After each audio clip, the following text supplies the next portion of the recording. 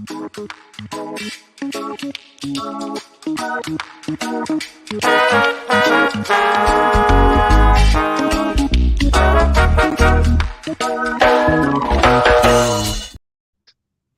up, everybody? Welcome to another episode of Representing the Resin. My name's Jameson Wellborn, and today we're joined by my very good friend, Mikey of MTS Farms.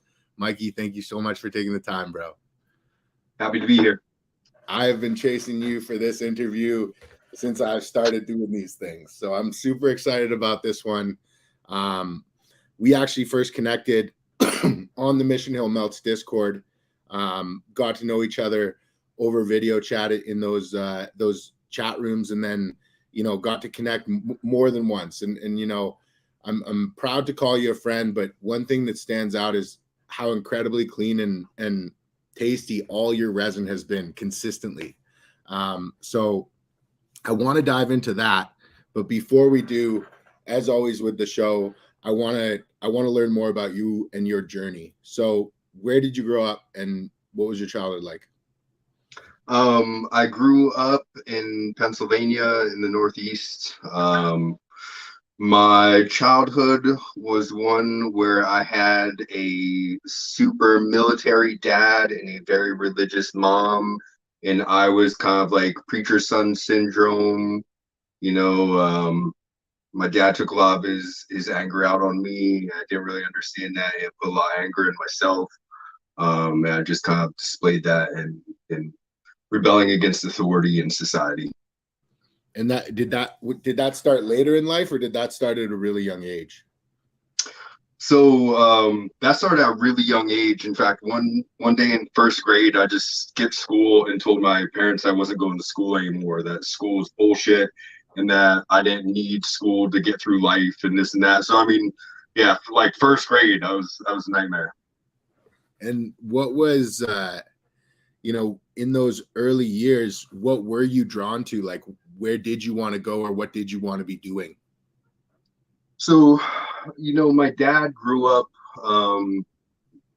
poor and made something of himself, ran his own business, worked for himself. And I really like the idea of that. That's something I definitely wanted to do. So I always pictured myself working for myself. I just wasn't sure what I wanted to do. There wasn't like a definitive thing. I like cars some. So being a bit of a truant and having issues, rebelling at school, like when did you first become aware of cannabis? Was there a moment in time that you can remember back to? Yeah, so I grew up in one of the small towns in America that was hit really, really hard by, the heroin epidemic. And so at a very young age, I was introduced to not just cannabis, but terrible hard drugs. My sister hung out with ruffians. She was 2 years older than myself. So the guys that liked my sister and everything like that, a lot of them were dealers. And I used to ride my BMX bike down to town. My dad worked a lot and I was always grounded, and I realized that even though it was a far ride, they couldn't do shit about me leaving other than ground me more, get me in more trouble, which I was always in trouble anyway. So it's like, fuck it. I'm just gonna leave whenever I want. And if they want to pick me up at night, they can pick me up at night. If they want to let me crash at friends' houses, I'll crash at friends' houses. I don't give a fuck. So I would ride my bike down, and the first time that I was introduced to smoking, me and my buddy Robbie were at his cousin's place, and we smoked out one of those like terrible plastic bongs. I remember coughing a lot. I do remember feeling kind of fucked up. I know some people are like, we didn't really get high. It was, swaggy, seedy, crappy weed. And I was 12 years old at that time. And later on that year, also somebody gave me $5 to, or maybe even $10. I think it was only $5 though, to deliver a bag down the street. And so the same year I was introduced to smoking, I was introduced to the commerce part of it. And that short bike ride seemed like an awesome way to make $5. Yeah, I mean, as a kid, that must have been like, this just made all the sense in the world that I wanted to participate in this. Yeah. When you started using cannabis, were you immediately drawn to it, or did that come later in life? Like, how did that play out in those young years? When I first started using it, it wasn't very good. That was like the thing in our town, and that gave me a bit of a leg up when I did enter the marketplace more. So that was really easy to get good bad drugs, but it wasn't easy to get good weed. It was just cheap brick pack CD stuff.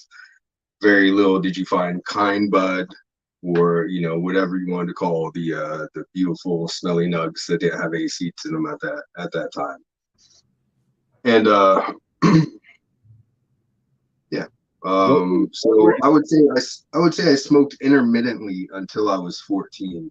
And by the time I was 14, it was something that was calling to me, that I found had a good effect on who I was as a person and the decisions that I made. It was something that I found comfort, and I found comfort and safety in, almost, from the effects of it. So around that same age, of 12, which is pretty intense, you met an individual that you refer to as dad in your life. How did that actually would have been closer to 14. Okay, so around 14 you meet this individual named Dad. What can you talk a little bit about this character and how that connection came to be? Sure. So my sister really liked this one boy who, the dude was just like this jack dude. Nice guy, didn't live super far from us. Very, very interesting character. So him and I got along because we thought differently, right? We also clashed, but we got along. And he was very interested in the commerce part of what I was doing, because what I did was, I helped other people until my 14th birthday, and then I used my 14th birthday money to do my own thing. And he had somebody that he went through that was his buddy. So these guys were like 2 years older. They could drive, so they had much more ability to do whatever they wanted. And he took me to meet this guy, and me and this guy clicked. And previously, it was you're learning from criminals is basically the best, nicest way I can put that. And I mean that as a term of endearment, not as a negative, right? So, but there's street wisdom, and people are telling you what to do and what not to do and everything like that. And then there's the strict cannabis game, which has its own sets of rules, and they're a bit different. And this guy was really strict on the rules, and he was very careful. If I did work with him at all, I had to follow his rules. And he had just amazing, beautiful, beautiful weed, stuff that wasn't available in my hometown.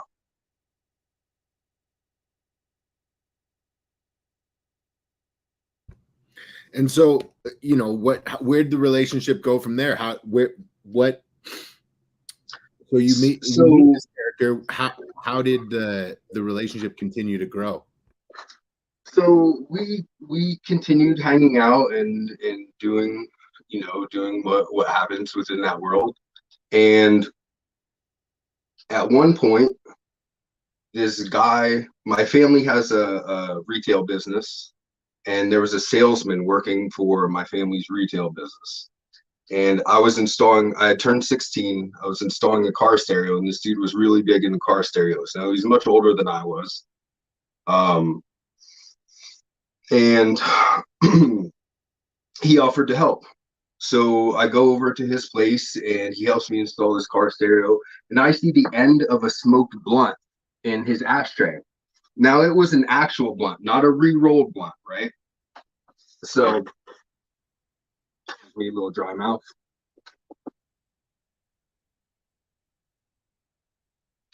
All right. So I'm like, oh, hey man, I saw that blunt in your ashtray. Like, if you want to smoke, And I pulled out one of these mini Macanudos because I worked at a golf course that just happened to have those on me, right? Um, it was like my summer job. And it looked like a hand rolled blunt. It didn't look like a cigar. And I handed it to him and he lit it and he looked at me like, hey, this doesn't fucking taste like weed, right? I'm like, oh, hey, like, I have bud if you want to smoke. Like, that's just a fucking cigar or whatever. Like, so this guy didn't quite know what to make of me because he worked for my family. So it took him a little bit to trust me, but eventually I found out like this dude knew all of the big, like older players and everything like that. The main crew that he worked with, dad worked with some and everything. So that guy also kind of took me under his wing. And that just evolved because I got to see what was going on, how these larger crews did commerce with each other, And and this was kind of all, how that game was played. and this was also at 14. This was around 16 years old. Wow. So, Yep. You know, these were all, everybody was older than me by a minimum of 2 years. Some of them were like decades. Yeah. And during this time, are you going to school? How are you maintaining presence there? Like, how's school working for you? So when I stayed home from first grade that day, my parents told me that I had to go to school or else they would get in trouble too. I was like, well, how can I drop out? What's the deal? And they were like, well, we would have to like sign paperwork and this and that. I was like, well, you can make me go until I can do that for myself, or like you can let me drop out now, but like I'm dropping out. And I just kept that mindset. So if you were a nice teacher, a good teacher, you cared about your class, I was a good kid in your class. I did the work, I did whatever. If you were a shit teacher that was like, read this and then do this quiz out of the notebook, I'd be like, you're not gonna teach, I'm not gonna learn. I'm not doing none of that. Like, I also, that's putting everything mildly. I also used to just tell teachers to fuck off sometimes. Like, I used to walk out of class. I generally skipped every first period and smoked 2 joints on my buddy Brandon's road. Yeah, it's like, what are you gonna do? Suspend me? That I'm trying not to be here. Like, so yeah. So that's how it was going. I went to 3 high schools in 2 years. I was a smart kid. I had the highest grade in my algebra 2 trig class, but a 33 average overall for the year. Like, Damn. it's like, if I gave a fuck, I could do it, but I just, school authorities, societal structure, a lot of that stuff doesn't make 100% sense to me. I don't like to participate in things that don't make sense to me. That's fair, man. So, yeah. You're known as an opinionated individual, and not what makes you you. So I mean, what happened? Did that come to a head at a certain point? Yeah, so I went to 2 different high schools. I got kicked out of both of them for being a bad influence, literally. Because it wasn't, they couldn't cite like specific examples. I was just always being however I wanted to be.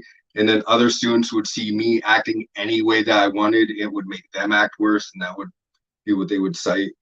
And then the third school was just like, hey, we don't really want them here. And at that point, I was like, I'm dropping out. Like, you guys can help me by signing the paperwork. So my parents finally let me drop out at 16. I briefly moved out to Salt Lake City for a little bit. We stayed with my buddy's brother, homeless briefly, got an apartment, moved back to get some of my stuff, and our landlord got arrested. So I ended up staying in PA again for a while. And what, you're out in Salt Lake City. You made an attempt at work out there, came back home to PA. What happened next?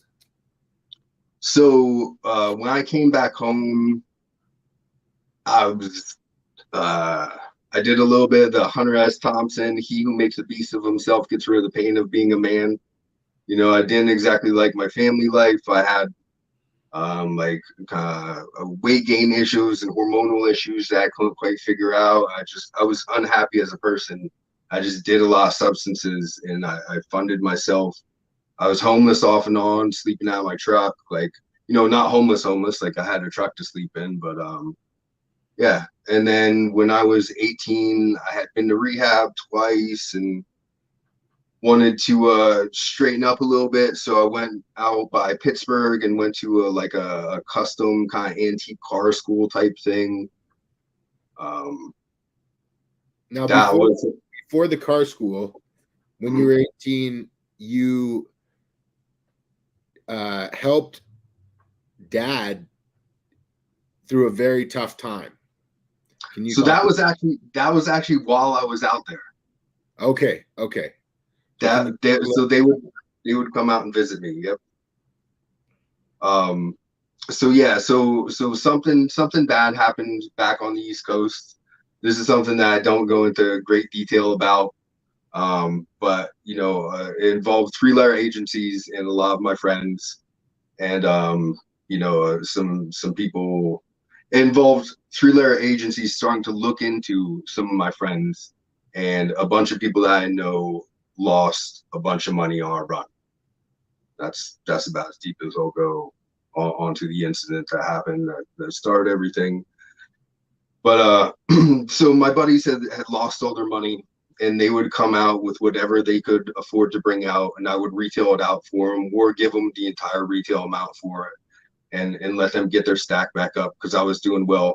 The place that I went to, it was a custom car school in a small town. So like and it was like a bigger, more expensive one. So they stacked a lot of students in there. And like a custom car school, it's all guys.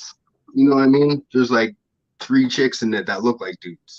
So at night, like there's only so much of what you're gonna do other than just getting fucked up. So like it was the perfect town to just, dude, I would fill my bag every night. I had like these little towny dudes that I rode BMX with that would help like throw everything into G's and slices for me. And then I would just go up and down the different school buildings. Like at night, I'd ride my bike around and stuff. And like it was insane how fast. Like all that you had to do was have better than what else was around, which I'd been doing that my whole life, so it wasn't hard to do. Yeah. And, but yeah, so I helped get those guys back on their feet. Took them a little bit, but. And then eventually you end up getting connected through that group with another individual. Yeah. And so I moved back from Pittsburgh area after completing school. My family was supposed to help me start the family business and everything. I spent 3 months laying out a business plan, providing all the stuff that I needed, understanding how much it would cost to operate for 6 months without income and this and that. And my family was supposed to help me with that. And when I got back and I had done a bunch of crazy stuff in my dad's car in order for that to happen. And that came out great, and they just kind of screwed me over. So at that point, I just, I fell back into what I could rely upon to build a business myself, and start buying my own tools and everything. But so I was working with dad again some, and dad lost his ability to do what he was doing for a little bit. And at that point, there was some money exchange from somebody else. We'll call him my homie from the region. And dad was paid as well as I was paid in order to go help this person move from a more chemical-based thing that they were doing to start up a canna thing.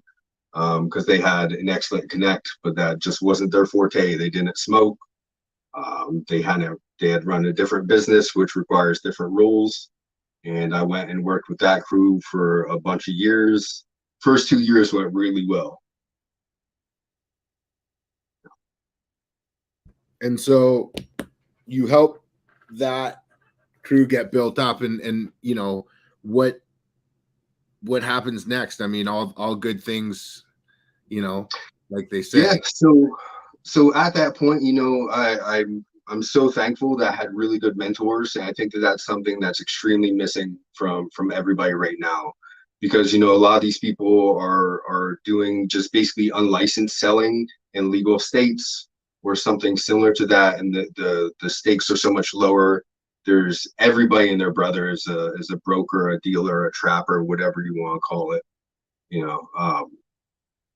And people are being mentored.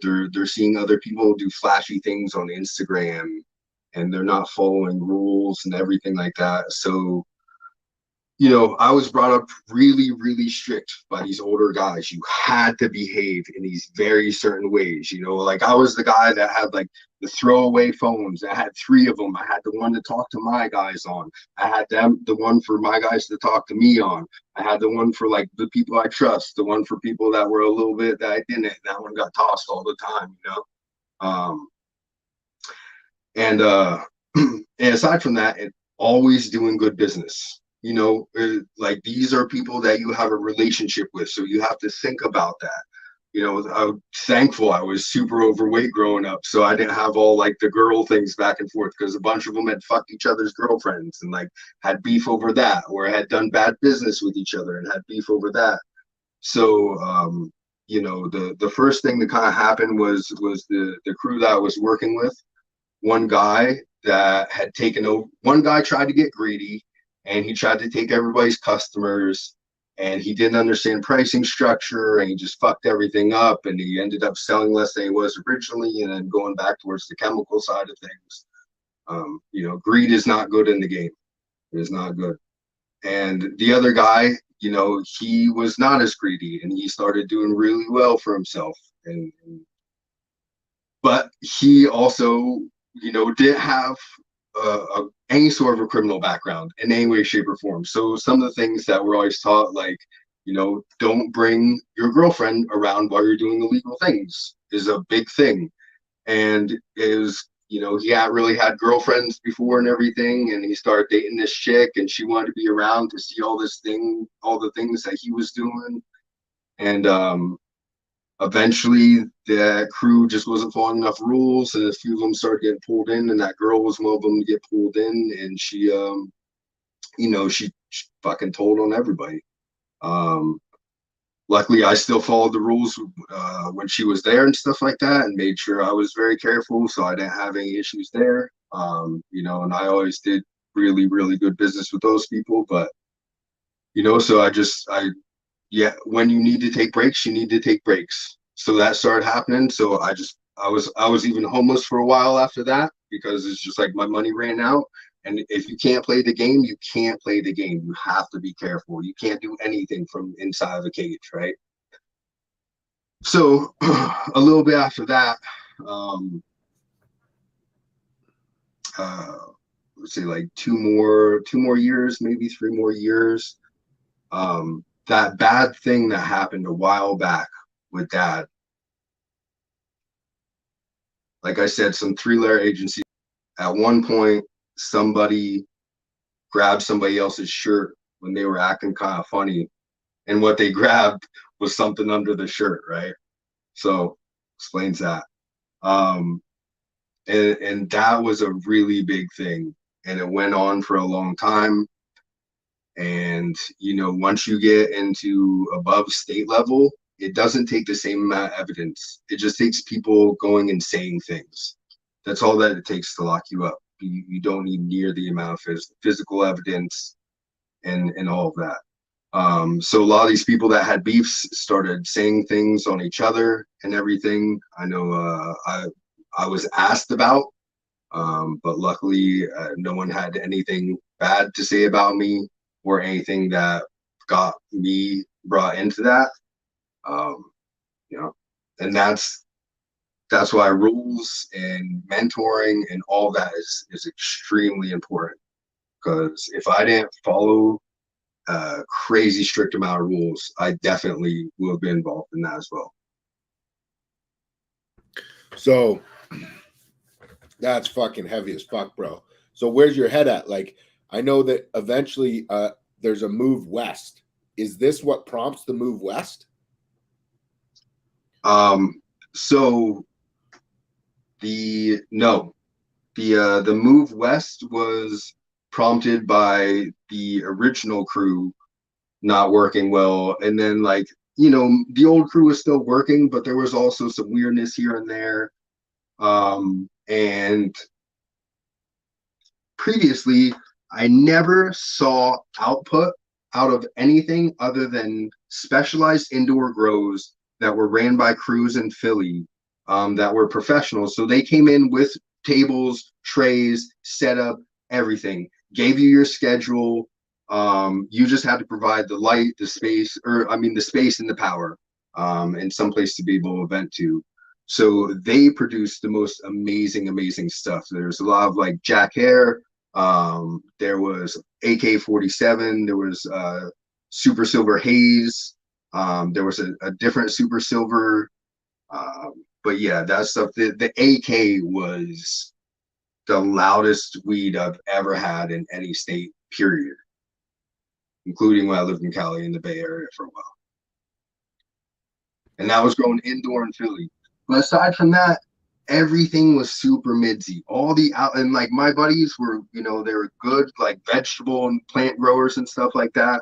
It's just like, you know, it was guerrilla growing. Like they would have to crawl through bushes and do all this shit just to get out to a couple plants that came out the midsy looking stuff in jars when they were done with it. It's like that never interested me.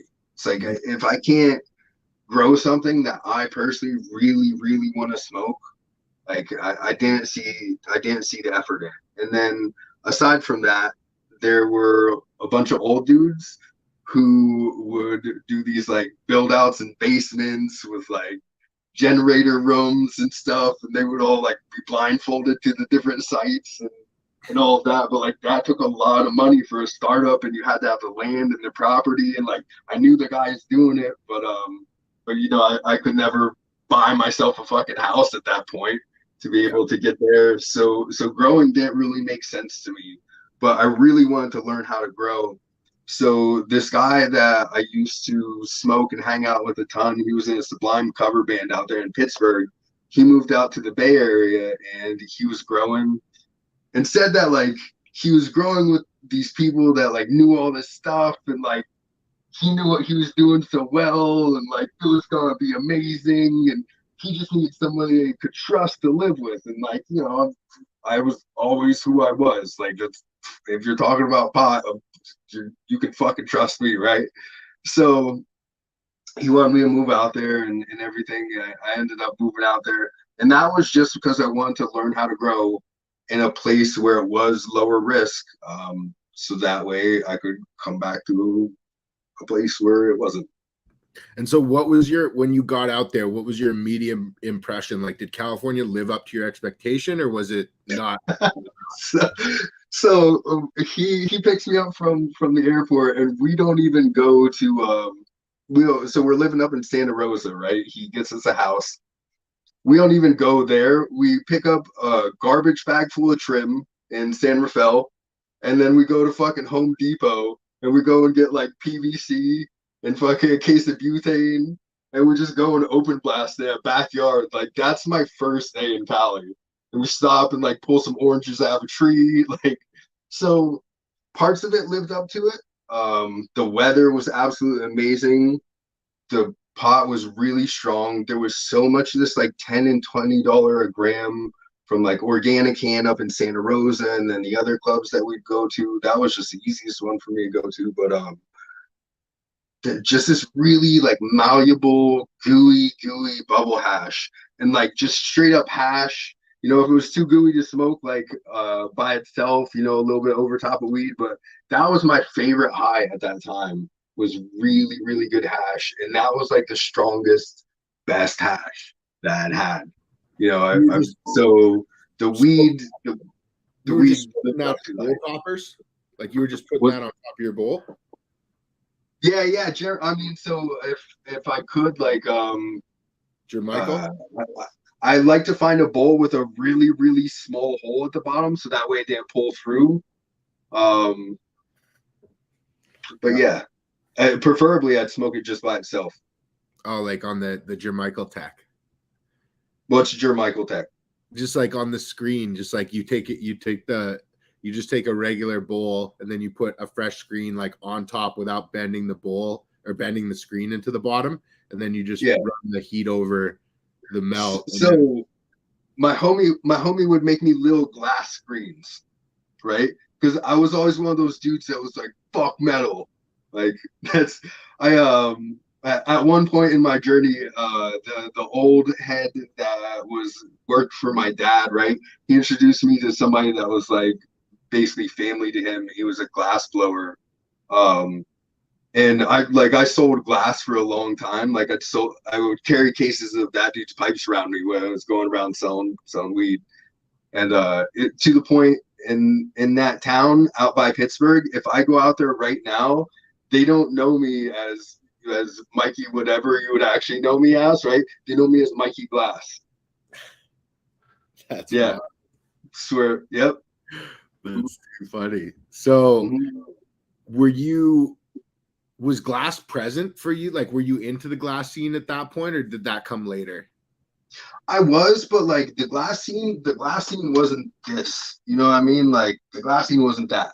The glass scene was like, dude, we have bowls that I can drop on the concrete and they don't break. Like my buddy blows these crazy, like watch, I'll whip it off the wall. You know what I mean? Like so, and like Jerome Baker bongs were cool back when I was young. Like, you know, so I think that during the time when I kind of had to be as careful, paranoid, and underground as I possibly could, I feel like that's when the glass scene really shot up. And, you know, because that's when like, you know, dabs were getting really crazy and everything was also a point in my life where I was going through some personal stuff. But yeah, I feel like the glass game really shot up as I had to be careful. Yeah. I want to rewind a little bit and talk about your first few days in California. I mean, were you just extracting, or did you ultimately end up cultivating? Oh no, so I moved out there to grow. I mean, we open blasted a decent amount. You know, we had washed in PA a few times, but like, dude, we would literally just try to get as much water out as you could, and you would put like into the oven and then in front of a fucking air conditioner and shit to dry it. Like we didn't freeze and air and microplane nothing. Like this is like Frenchy tech or whatever. You know what I mean? Like we were just making balls of fucking dark hash like that probably had mold in them. I don't know. But yeah, so like I'd washed a few times on the East Coast. And then out there we just open blasted, and it was beautiful, like light, clear, oil. Like it was this beautiful honey oil. I don't understand when I see people's homemade oil. It's like this dark black. Ours never came out like that. And the first thing that we did was open blast fucking garbage bag of trim. Like I don't know, it was good. So were you primarily exposed to outdoor cultivation when you were there? Did you see some indoor as well? No, we only did indoor. So we turned the old laundry room into 1,000-watt flood and drain, grow dams on top of perlite. You know, fucking we were getting the nutrients from Pierre down at Funny Farm Hydroponics right off the highway. And that guy was great. And like this was the knucklehead that I was living with, right? So we went down and talked to this dude, and like on the East Coast, you're like, yeah, man, like I'm growing some tomatoes. Like, you know, you can't talk about anything. Like you have to call a bong a water pipe, and you know you have to be like, oh yeah, I'm gonna smoke tobacco out of this. And like out there, like, no man, it's medical. Like you can say weed in the head shop. Like you know what I mean? Like you can tell the guy at the fucking grocery store, like he's asking you what strains you're working with, and he knows a lot of them. Like it was insane to me, right? So this dude's telling us, he's like, all right, like this nutrient's saying like use like 1,000 ppm at this stage and this and that. He's like, they're just telling you to use the maximum amount that you can, so that way they can sell more nutrients. He's like, I'd back it off to like 800 and this and that, and like just being super, super helpful, right? And these fucking guys that knew everything and were supposed to teach us all this shit, most of them didn't smoke pot. They were in some like straight edge punk rock fucking gang where they like went out to weird shows and stabbed each other. I don't know, not my jam, right? Like previously, this dude was in a Sublime cover band. Like I thought he was still fucking loving what I got. Not like I'm gonna stab this meth head. Like so, fucking but yeah, so it was their first grow. They did such a terrible job. They couldn't teach us anything. So like this dude, Pierre was like, yeah, do this, do that. And the guy that I was growing with was like, so when I saw specifically the one where he said that the nutrient said to use 1,000 and that we were supposed to mix it to 800, and my homie mixed it to 1,400. I was like, yo, what are you doing? I was like, he said that would grow better if we use less. He's like, well, like I just want to get this first round out real fast, so we're just gonna feed him more on this first round, and then we'll back it off for the next round. I'm like, yo, bro, that's not how it works. Like it's like a fucking baby. Like if you feed it twice as much as it's supposed to eat, it's not gonna turn to Hulk fucking Hogan. It's gonna turn to diabetes, bro. Like, you know? Yeah. So this idiot just fucking kept on murdering the plants, right? And like he was gone for a week. I went down and I saw Pierre and I was just like, hey man, what should I do? He's like, oh, use some sugar water to flush them, like just give them like 10% nutrients, like until they start kicking back, like you know what I mean, like just be real careful and whatever. And so I did all that, and like they were looking fucking great by the time homie got back from his week-long vacation. Like within another week, all the fucking tops were burnt and they were like basically dead. Yeah, so like you know we had the 1,000 watt and the Cia Green table.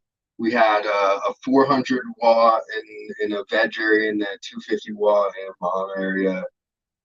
And you know, but I just like I couldn't grow with someone like that. And so I ended up moving in with one of the dudes that I worked with. I was working down in Novato, nice place. So. Yeah, and what happened next? I mean, how long were you in that place before you eventually made your next move? So I was in that place for like 2.5 months. I interviewed for this really good job, and yeah, something weird happened with a drug test where I came up positive on like an over-the-counter medication because I was real big into riding BMX out there. And the day before, me and one of the guys I was living with went to a skate park, and like I fucked my shin up real bad riding on concrete park. I took it was like a leaves or something like that, and I want to say like naproxen or something like that is the active ingredient, which is also a prescription drug.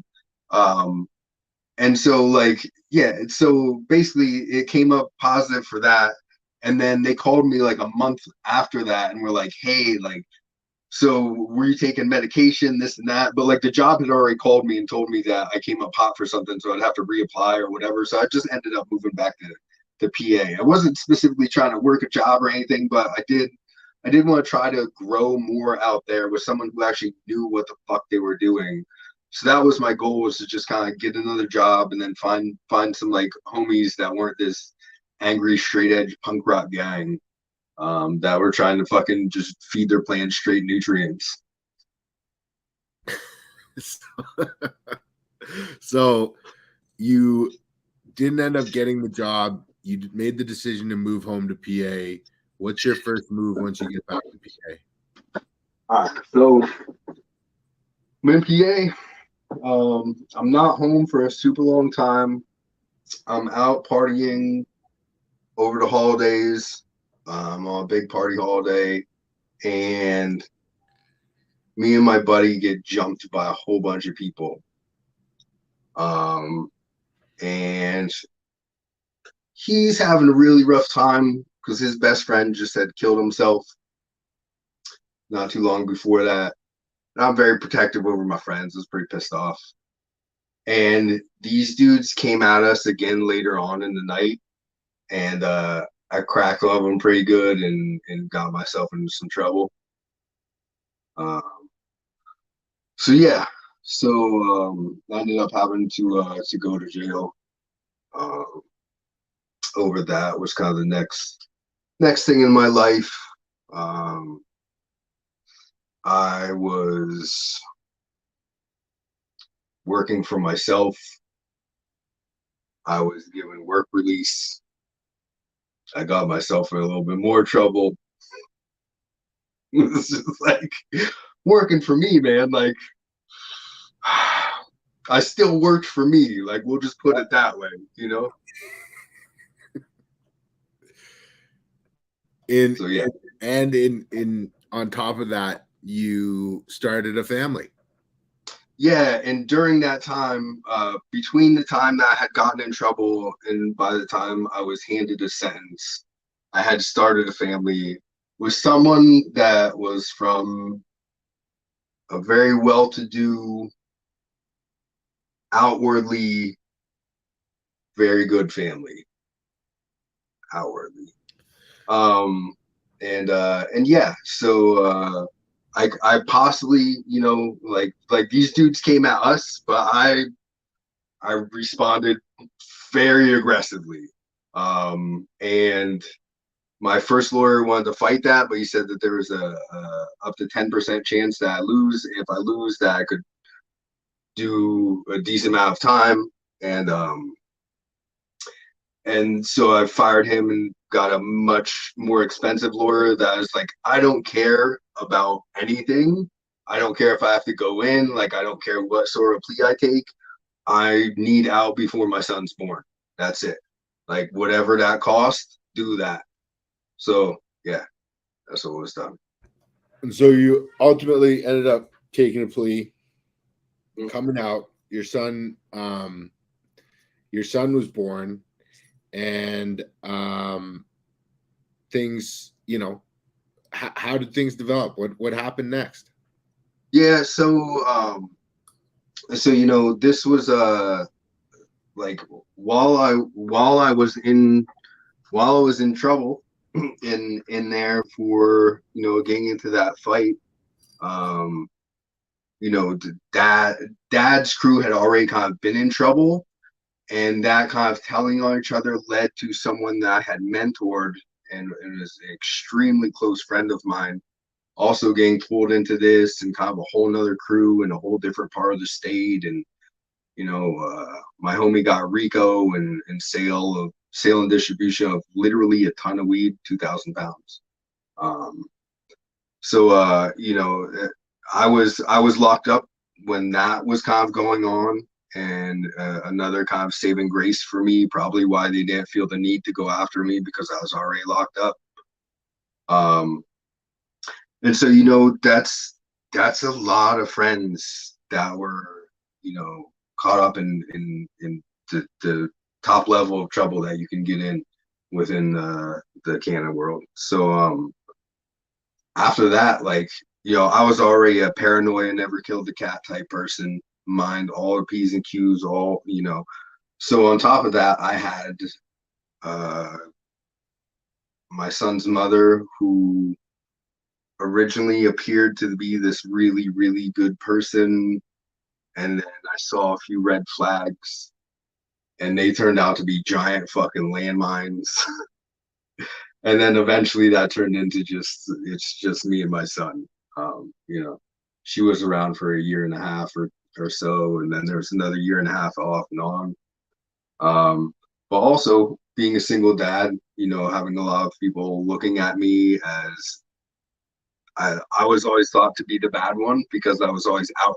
I'm not, you know, we've talked about this, that there's some people that you meet and they're very different from how they are on screen and how they are in person and everything like that. Like, I can't give you a false Mikey, unfortunately. Sometimes it would be nice if I could tone myself the fuck down or tell myself to shut the fuck up and I'd actually listen to that. But like, I am who I am, and that just kind of goes out there. So, yeah. So, you know, you glossing over you know, the ugly truth of it all, you know, you eventually ended up having to take full custody of your son, and Right. at a very So young age. yeah, yep. So you know, it's in first I was actually being taken for child support a little bit by her because I had a criminal background, and everyone thought that she was a good person. So you know, originally right off the bat, like any sort of actual on the book money that I was making was being taken. Um, and aside from that, it's very expensive to make it as a single parent. Um, you know, I never got any financial help from the state. I never got any financial help from his mom.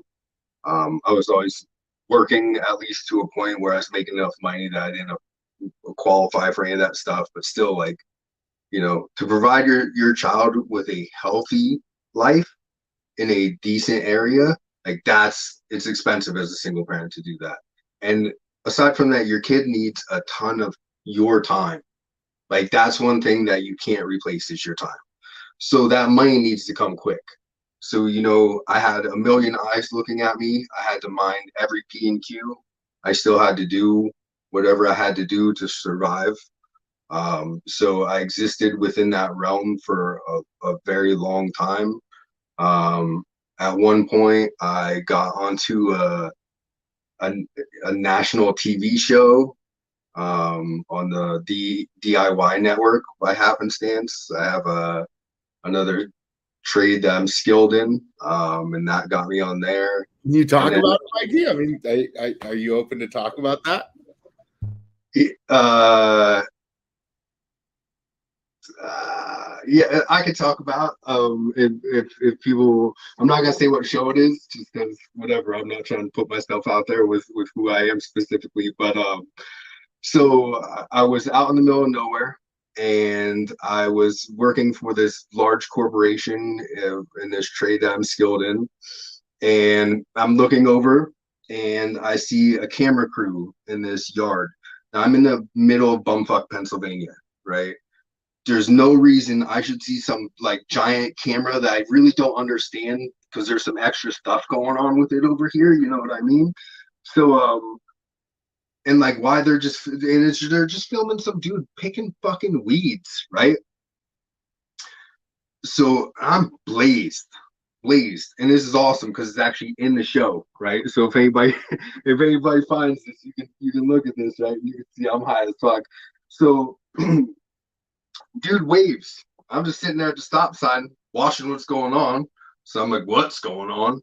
And so I wave and they like yell something, right? So I roll down my window. I'm like, what's going on? He's like, what are you doing? I'm like, oh, I'm going to fix somebody's something. He's like, you're going to take their. I'm like, no, I'm going to fix their. And he's like, oh, okay. He's like, we're filming you for TV right now. I was just like, yeah. Right. In my mind, like, sure, you fucking are.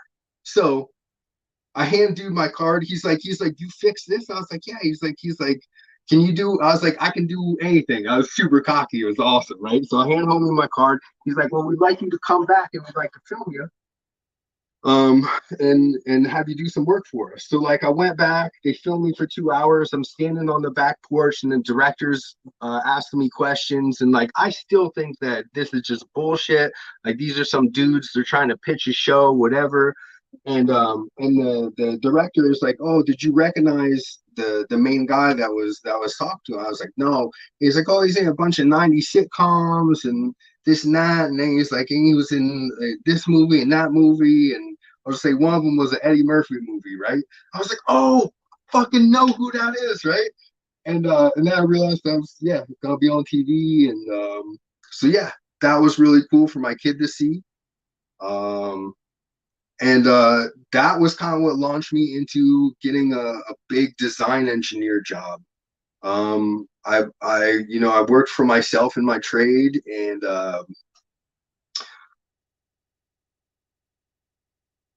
I took a temporary job after that show because that dude was really bad with money. You can also look that up, right? So, and he owed me a bunch of money at the end of the show that he couldn't pay me. I still have some of his fucking stuff. And I took a temporary job until I was building my own clientele back up. just so I had money immediately coming in.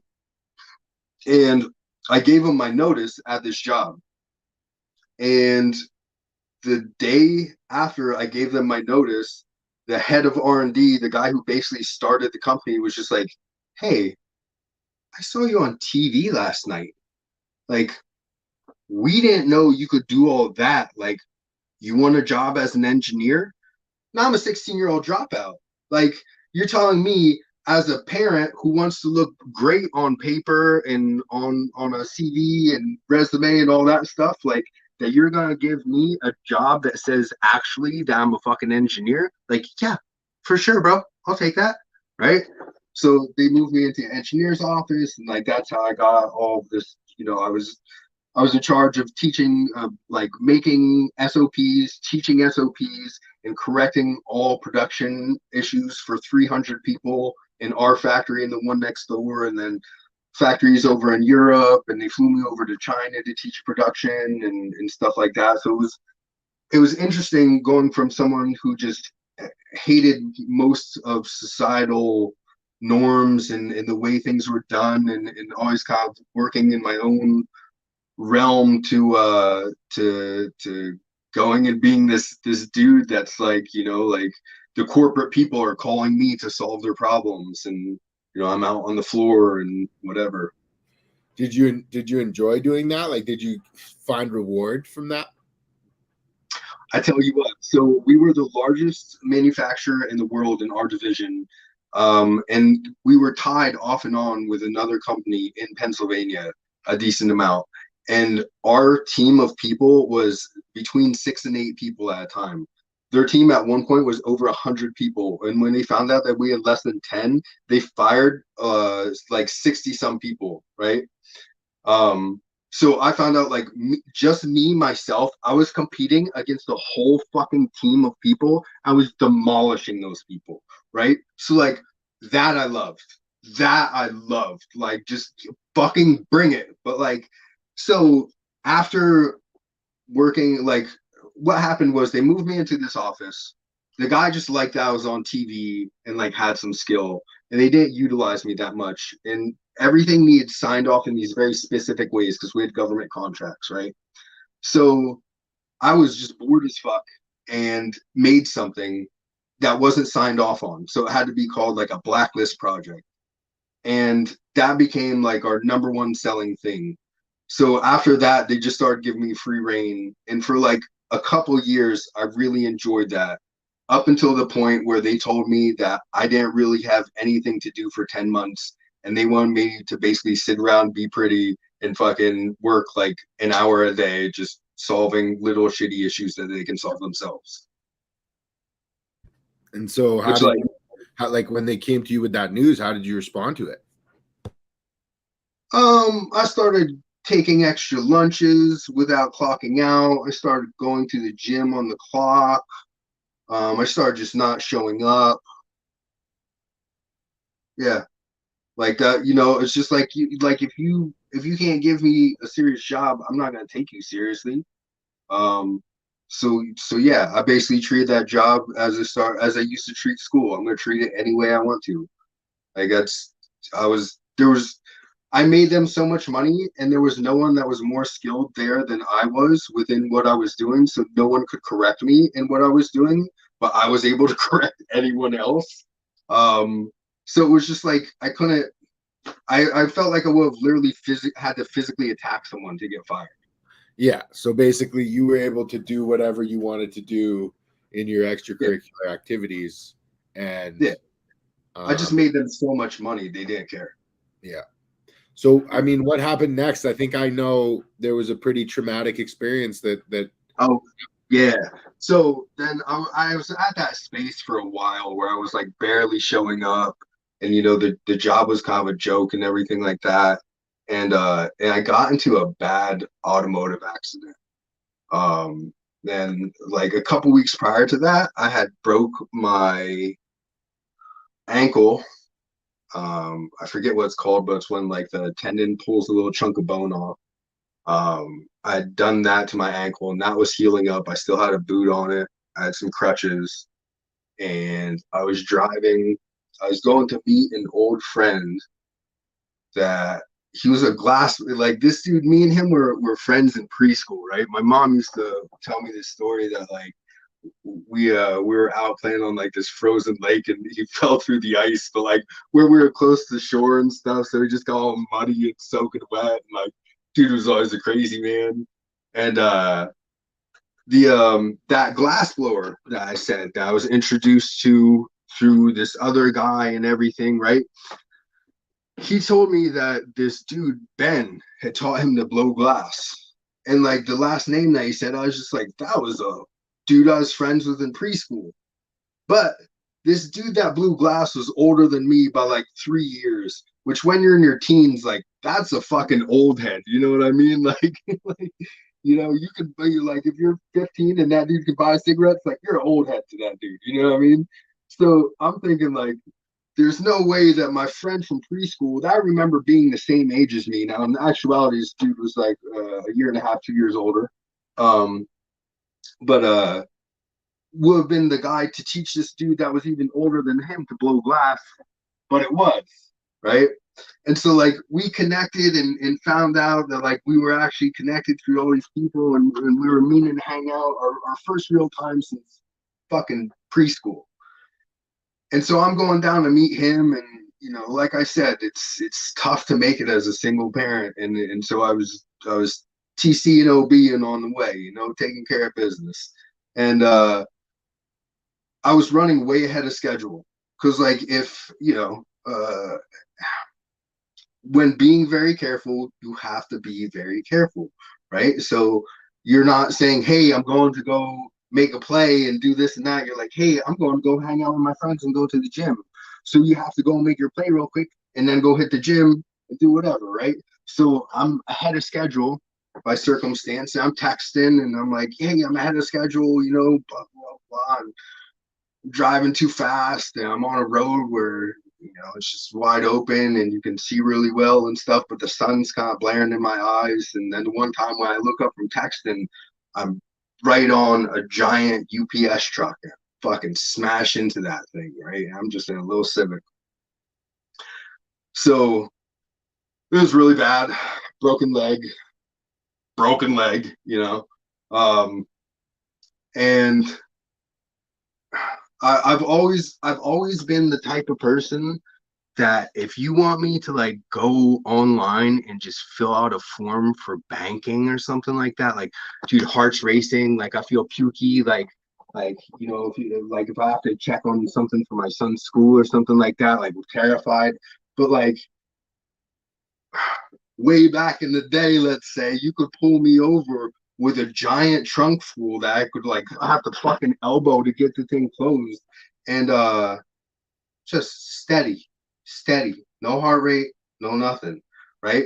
So I don't know what that is about me. Like I'm always the kind of fight or flight person, right? I'm always in that state. So like things that are extremely fight or flight, I get very relaxed in. So like, okay, broken leg, I can get in trouble.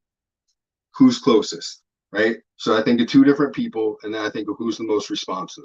Will be the most responsive. I know the other guy will be, but he'll get back to me in 10 minutes. I can't wait 10 minutes, right? So I'm like, all right, my homie from preschool, like he's waiting for me. He's right at the end of this road.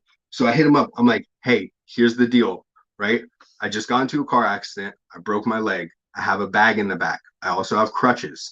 I need you to come here and grab my bag if you're comfortable with that. Hey, if there's anyone else here, just say you're here to grab my crutches and I'm going to give you my bag too, because, you know, I'm hurt. And, but like doing this with this gross broken leg and everything like that. And so I'm sitting there, he doesn't get there first, right? Cops get there first. So cop comes up, he's just like, hey, are you okay? Again, I'm very calm in this situation. I'm like, yeah, my leg's broke. He's like, you sure it's broke? I'm like, look at it. It's like, okay, yeah, it's broke, right? So he's like, all right, well, we have an ambulance on the way, you know, just sit tight. Like I forget what the fuck else he said to me, right?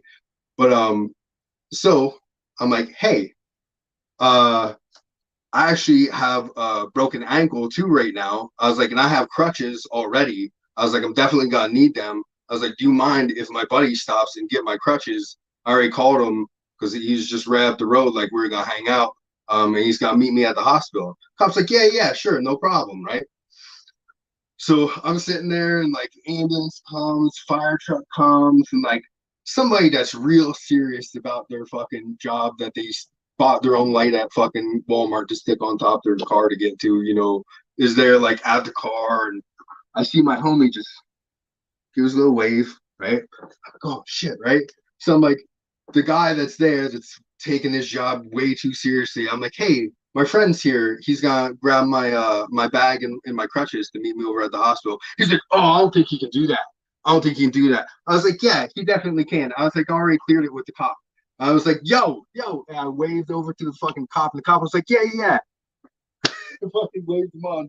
So my buddy, like an angel, just walked through that fucking crowd, grabbed that bag, right, took off.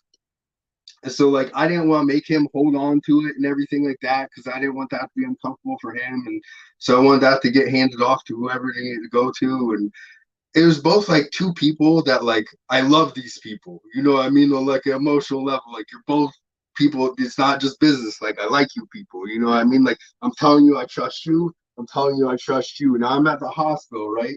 They had fucking they first like knocked me out temporarily to drill a thing into my bone and put traction. So I have like a weight, right, pulling on my leg because my femur was broke, right, to hold it from like buckling in from the fucking muscles, right. And they're saying that they gotta take me in for surgery, and my buddy's like 2 minutes away from meeting this fucking other guy, and like the one didn't want the other one's phone number because he's super sketched out because he had bad stuff happen to him, and he's fucking terrified, and you know what I mean. So like, dude, I'm like, no, like you can't knock me out yet. Like, nope, I need 2 minutes. I make the fucking hospital wait to take me into surgery until I can make sure everything is okay with them too. I'm like, all right, like finally when I get the text, like, okay, good to go. Fucking, I'm like, all right, yep, you can take me into surgery. That's fucking wild, bro. So they take me into surgery, right? And again, like I'm working this corporate job, like I'm doing the best as I fucking possibly can as a parent. Like if anybody's ever met my kid, they understand the amount of effort that I've gone through. Like he's an amazing child. And with that, so and I'm being a responsible parent, and I'm handling all my responsibilities, and that includes the financial ones. And sometimes I have to do what I have to do to do that, right? So I get out of the hospital. Now they femoral rod it, so they put a fucking chunk of metal in there and they kick me out of the hospital like right away. And so I have this avulsion fracture on the ankle. I have the femur. I had a torn pec from the accident. I had torn ligaments and tendons in both my wrists, so it really hurt to use the fucking crutches. Like I was bedridden, right? That was basically it. I paid this dude because what the hell? He was like looking for work anyways. I paid him, my homies from kindergarten, to stay with me for 2 weeks and help take care of me. Like he went and got groceries and cooked me food and everything like that. And so I tried to get money from the government, right? Because I went to them. I'm like, hey, single parent, you know what I mean? Like I can barely use my fucking crutches, this and that. And they're like, well, but you're gonna get better, so that's temporary disability. So your job should have insurance for that. So I went to this giant corporation with this government contracts and shit, should definitely have good insurance, right? Oh, we don't have that. So I was just like, okay, what do I do? They're like, well, go back to the government. So I went back to the government. I was like, government, they don't have that. They're like, well, not our problem. Go fuck yourself, right? So it's like all of these systems that I never bought into at all until I was a father. I was trying to do the absolute best of showing my kid a proper example outwardly and like, trying to get along and everything like that. Like these things I was told have these systems of help if something goes wrong, like just completely fucked me over. So literally I just took my savings and I fucking made money. I made money from my bed as a person who could barely get to the bathroom and back. Like I had around $3,000, and luckily I had a very good relationship with someone. a year or two previous to this, my buddy started posting bong videos, right? I think just bong videos, not dab videos. And I was losing my mind, right? Understandably, given all that I'd been through with all my friends getting in trouble in the past, and you know, like I've said, I've told the maximum that I feel comfortable with on all those subjects. But just know it was a fucking crazy bunch of years, right? Like those are just some of the stories. So when I saw him posting himself smoking weed online, I was one of those persons like I never went on any of the forums, none of that. I was like, bro, you don't Google weed on your phone or computer. What do you mean? Like they trace that shit like burner phones only, and like you talking code on your burner phone. Like, what do you mean? So when he started posting these videos of him smoking and stuff, I'm like, bro, what like feds are gonna come. Like you can't do like what are you doing right now? He's just basically a cussy that would play the game a little bit, but like whatever. So and he's like, no, that's the thing. He's like, everybody posts weed online and there's like Instagram's full of it and stuff. And so he started showing me how there was like these big sessions going on in Philly where they're renting out fucking warehouses and just setting up and vending. Now, like we had been doing that a decade ago out in the woods at like jam band festivals, but we'd hold private ones and we would literally have vendors come down from New York with flour and you know other things for festivals and stuff like that. And like homies would have tables like just straight up vending. So like it wasn't a foreign concept to me, but like it being such a large event in the city was just I was like, this is fucking crazy. Like this is crazy. I can't believe they're doing that, right? Now, not too long after that, you know, it was the Philly Smoke Sesh. Like it was a big thing out here. You know, if you're from this area, you know who ran them. You know the rumors of what happened when that got popped. I don't know if they're true or not, but you know. So you're, you know, So what, yeah. okay, yeah. So it's telling a story about bro. And I'm just gonna call him bro because that's he tried to tell me his name originally. I was still in the old mindset where like you know like I don't want to know your screen name. I don't want to know your real name. Like I'm gonna give you a nickname and put that in my phone as that. So if I ever get questioned about you, I'm like, I just call him bro. I don't know. Is that his name? Could be. So so anyways, right? Um, they just had like the local game is there's always a couple plugs, right? There's usually a good like out of towner, you know, maybe somebody goes. Our California was not in the mail. Our California was a dude that went out there and came back, and it was tip top. It was not shit that was compressed, like none of that. We would have stuff that came down out of Canada.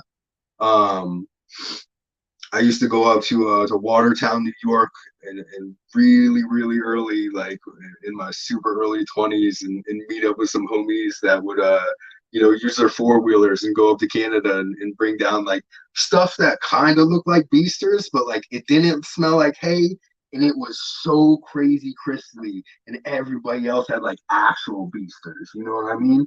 And fucking dude, it would just crush. It would crush. But these dudes were nutcases, right? They would take it and they would keef box half of it and then they would put it back together. So you would have like these fucking beautiful white nuggets, like just that shit that you usually didn't see next to just like green nuggets. It was like salt and pepper in the fucking bag. Like it didn't make sense. And I was like stop mixing them. Like if you're gonna keep half of it, that's fucking fine. But like just give them to me separately. I'll sell them differently. Like it looks ridiculous.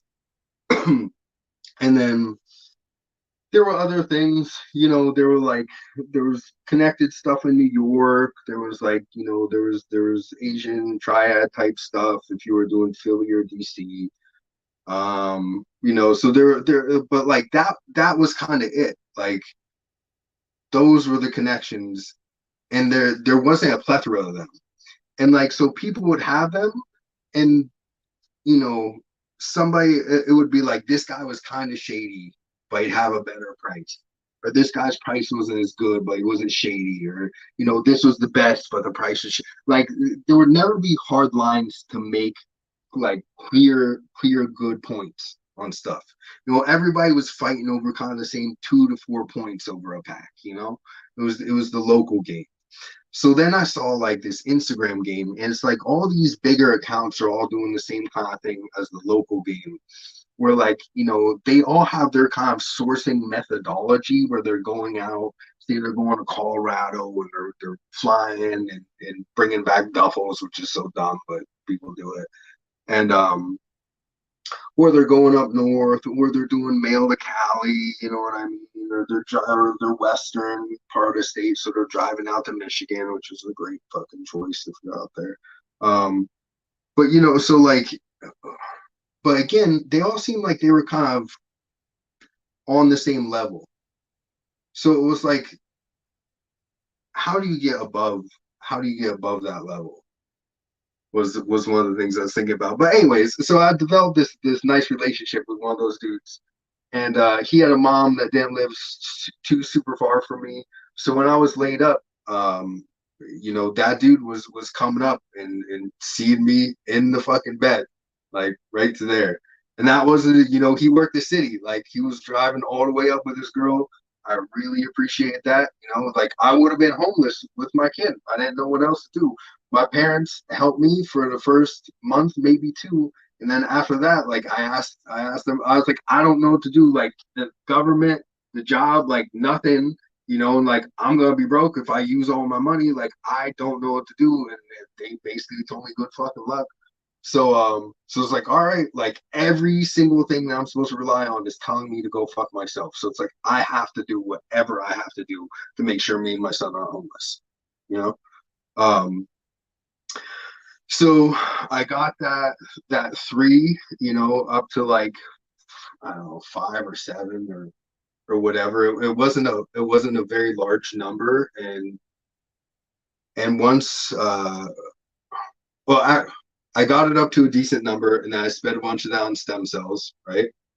To get myself better. And then after that, I was no longer on crutches and the cane and everything because my body wasn't healing. It was really fucked up.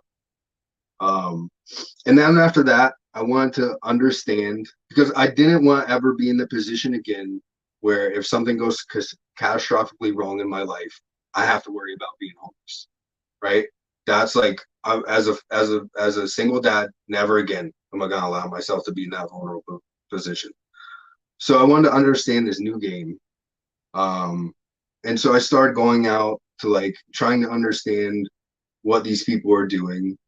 I started going out to like conventions, NECAN, you know, the one out in Denver. I forget what the hell that one's called, but like you know, all the big, you know, cannabis conventions. Canacon, yes, all that stuff, right? And I made an Instagram account, you know, and started networking on there and everything like that. And I became friends with my one homie. Shout out Josh, really cool dude. He was VP of one of the biggest dispensary chains in PA. And I met him out at one of these convention things, and I got to see kind of some underworking on the legal side of things, and that was very cool. He's just a super delightful, super nice guy. So Brown Bag Farm Goods and Brown Bag Seeds. If anybody needs a seed bank, is now. But anyways, so when I realized that these conventions were that a bunch of the stuff that I had previously been buying just for like personals, and me and my friends would split orders and everything like that to kind of save money and everything. Yeah, a bunch of those products that I was buying were not real products. They were not Cali import products. They were products that people were making themselves and selling as Cali import products because you saw these packaging things everywhere. And like at first I was just like, well, they're selling straight up like weed packaging. Like you can't just go buy that, right? Like that. Like, is the government fucking cool with that? So like I started asking them like, hey, like do I need like a EIN and like a special license or anything to buy from you guys? And they're like, no, you fucking idiot. Like, what do you want? Like, you know what I mean? So I was like, oh shit, like this is all fake product. Like these people, this is just they're making stuff, right? So when I saw a lane there, I was just like, oh, because those products are taxed. So like there's a lane, right? Okay, so there's an increase, right? So I started doing that a little bit, but I still didn't understand. I was just like, this still isn't quite the lane, right? So I started going out to like the bonfire, right? And Turp Town and all these things. You know, I was going up north because I knew a dude who had moved up north. And he told me lots of stories. He was just untrustworthy himself. So so I started going up there and like I was seeing these crazy products and the margins made sense to buy them to bring them back, but it didn't make sense like unless you like it made sense if you just want a slight edge up and it was a little bit better margin and it was like better product and you did have more availability, but still like it felt like they were just trying to cuss to you at those events. So it's like, I bet if you let those people cuss to you and then you build relationships with them and stuff, like you can get those numbers down a little bit. And like, that's how I felt like a lot of people were playing the game, right? Like the Instagram game, the bigger accounts and stuff. Like I felt like that's what they did, where they had just known someone who had moved to one of those states and that was the thing.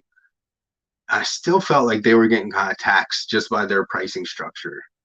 Um, and so I was still just playing around with like going out and meeting and seeing and understanding uh and I forget if I started following Future or how I heard about the Good Life Gang, but I was just like barrier to entry makes sense to me because anybody can go to Turp Town Throwdown and just go up to one of these booths and start asking people stuff.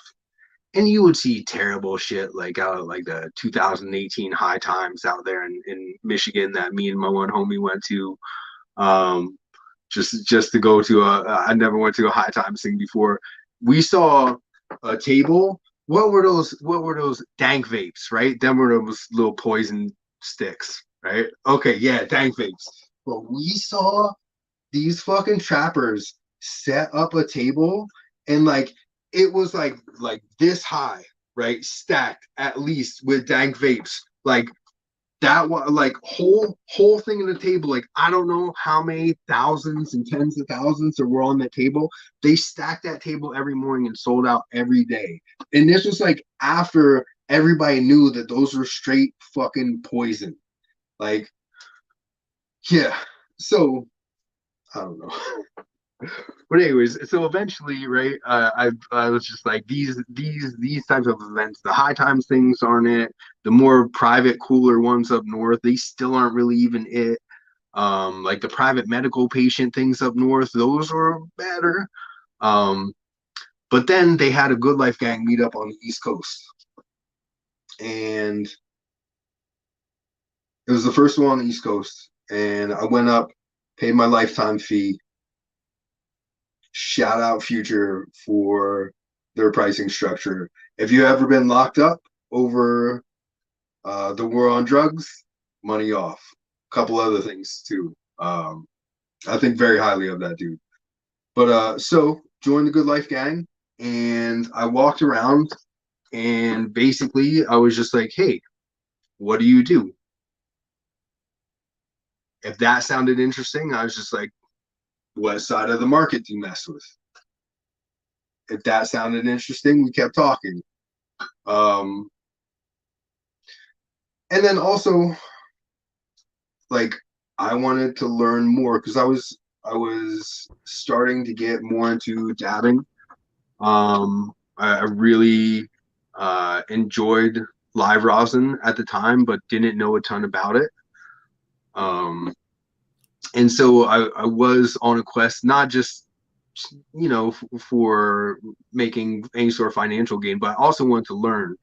Um, and at that, I got to meet Nikki T, who was at that.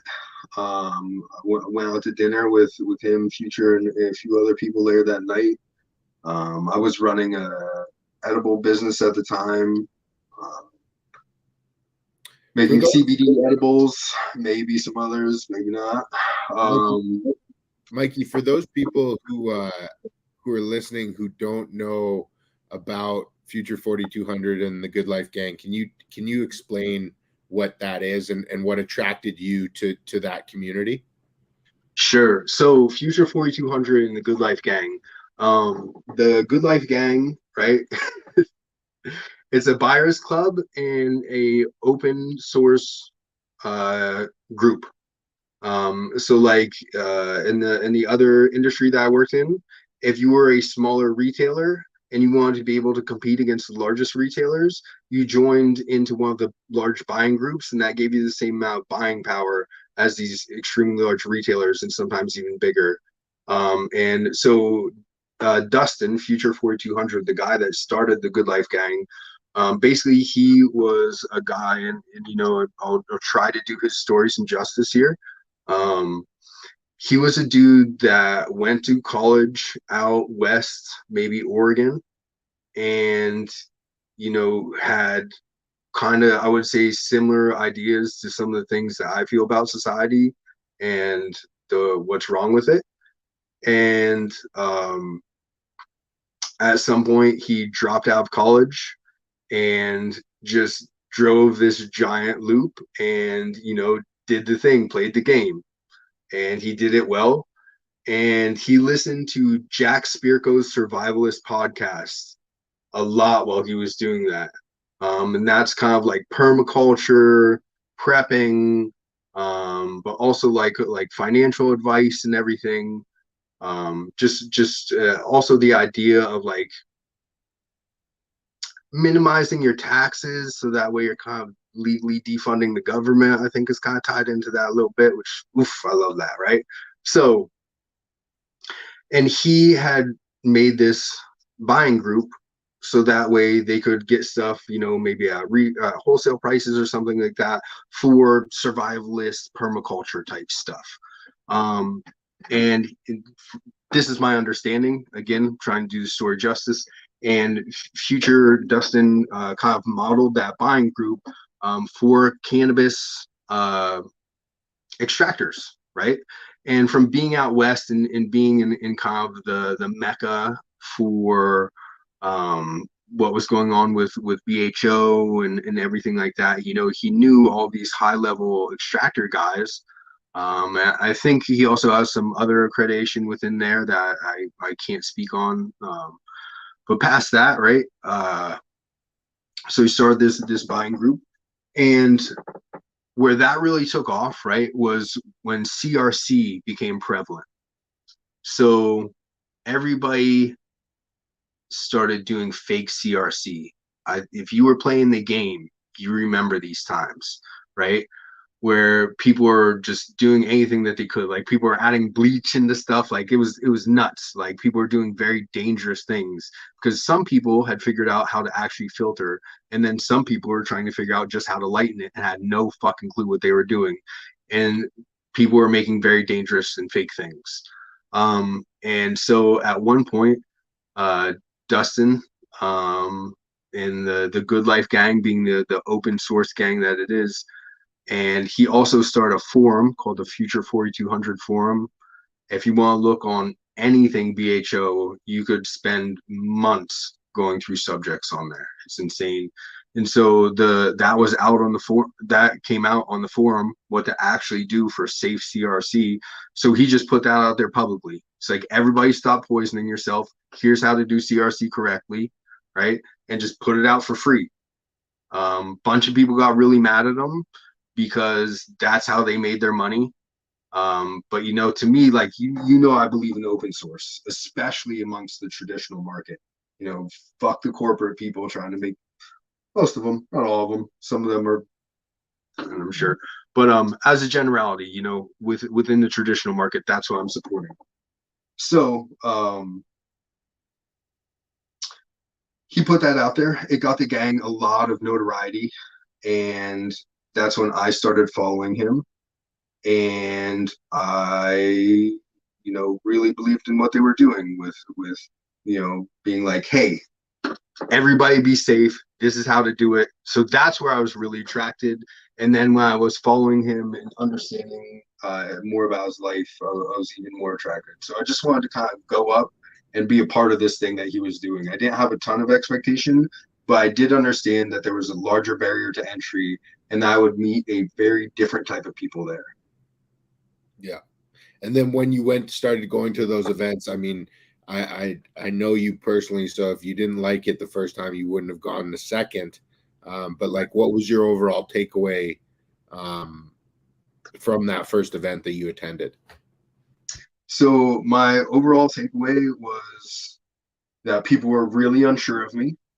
That most of the people there were very licensed, very like Nicotine was like, I only do licensed work. Like he was like the most stern on, like, I do not fuck around at all. Outside, like, I won't even do a consulting for you, like, if you're not a licensed person. Like, he was serious about that. But so yeah, so these people all just kind of like look at me very sideways, you know what I mean? And like, one of the people that I met up there were the Honeycomb Farm at the first thing, and that's the same thing, like, that they didn't quite know how to take me, and they had a jar of BHO there, right? That was Sunday Driver, okay? And at this point, like, so my dabbing journey stopped when Shatter was giving me lung infections every time I was doing a red hot. And then I had to do dabs when I would go down and see the bro in Philly. And it was always good BHO, but it'd make me way too high for the drive back. And I didn't really appreciate the high. Like, I was still, really high end hash was still my favorite thing. Like, that was it. And smoking that out of bowls or bongs or whatever. And then one time I go down there and he asked me to do a dab of Grease Monkey, rosin only grown, astronauts wash. Shout out rosin only. Man, that guy grew my favorite resin my first couple years of smoking. Um, so, anyways, so like when I was down there the one time, instead of having me do a dab of BHO, he had me do a dab of live rosin. I blew it out and immediately it was a different effect. The taste on it was just, I was like, man, that's the best thing I've ever tasted by far, right? So I bought 10 grams that day, and I immediately quit smoking weed. I just stopped. Not at all. Not even a little bit, right? Just only live rosin. Like, when I got down to my last gram, I went down and fucking bought a shit brick again, right?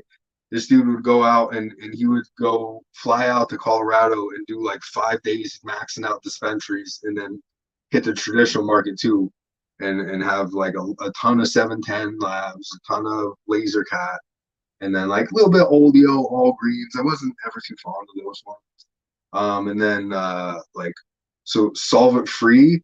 That guy had a really good straw nana. And then like, the astronauts, they had a couple like private growers and whatever. And Rosinoli was one, and that was fantastic. But so yeah, so I was only smoking live rosin. Every now and then I would do a dab of BHO, and like, I couldn't really rock with it. You know what I mean? And when I was up at this meeting, I tried a dab of the stuff from the honeycomb, and it was amazing, bro. Like, it was amazing. You know what I mean? Like, if I could have gotten some of that, I would have fucking gone back home and switched over to that for a while. Like, it was just so good. So, luckily I became friends with these people, and I get to see them a lot when I'm up in Maine. They would teach me stuff when I was up there, and eventually, me and the owner, we went out to Ken Wall's class together to learn solventless and stuff, and um, but yeah, so it was very, very professional, and everyone was they're kind of like, it was the first one on the East Coast, so they were kind of unsure of each other because that's how we are on the East Coast. Like, you don't get the benefit of the doubt, you know what I mean? Like, we side eye you a little bit at first. So there was that kind of energy, but but it was cool because you could connect, to weed, So yeah, I really like the professionalism there. Um, it was nice because I would look for more professionalism in like the Terp Town and like those open kind of trap events, like that's not my level. I don't like that. But this is too much. This is a bunch of fucking BHO scientists in a room, Yeah, Um, there's different levels to it for sure. So, you know, once you tried that live rosin, you immediately converted over. You pretty much exclusively started smoking rosin. Was it then that you were driven to start creating it? Like, was it then that you discovered the soil grown video and how to make it, or how did that come about? no, so let's see, how did that come about? So it was just what I enjoyed, right? It was just really what I enjoyed. Um, and the goal originally wasn't to make that. Now, through the GLG and becoming friends with people in states where you can do things, and let's just preface everything going forward with saying that, I did a lot of stuff in other states where it was legal to do so. So I got to start playing with gardens and running stuff and making hash and everything like that. So we can kind of openly talk about that now, knowing that was all done in legal states under licenses or whatever you want to say. So right. um so I started hunting because in the past you could go on Thursdays to Organic Can in Santa Rosa, and that was clone day, right? And you could fucking shot for your clones. And so we were running like pineapple, we were on Soma's lavender, we were running white, I think white widow or white rhino, we were running purple urkel, um a couple other fucking things. I think we had a grapefruit strain.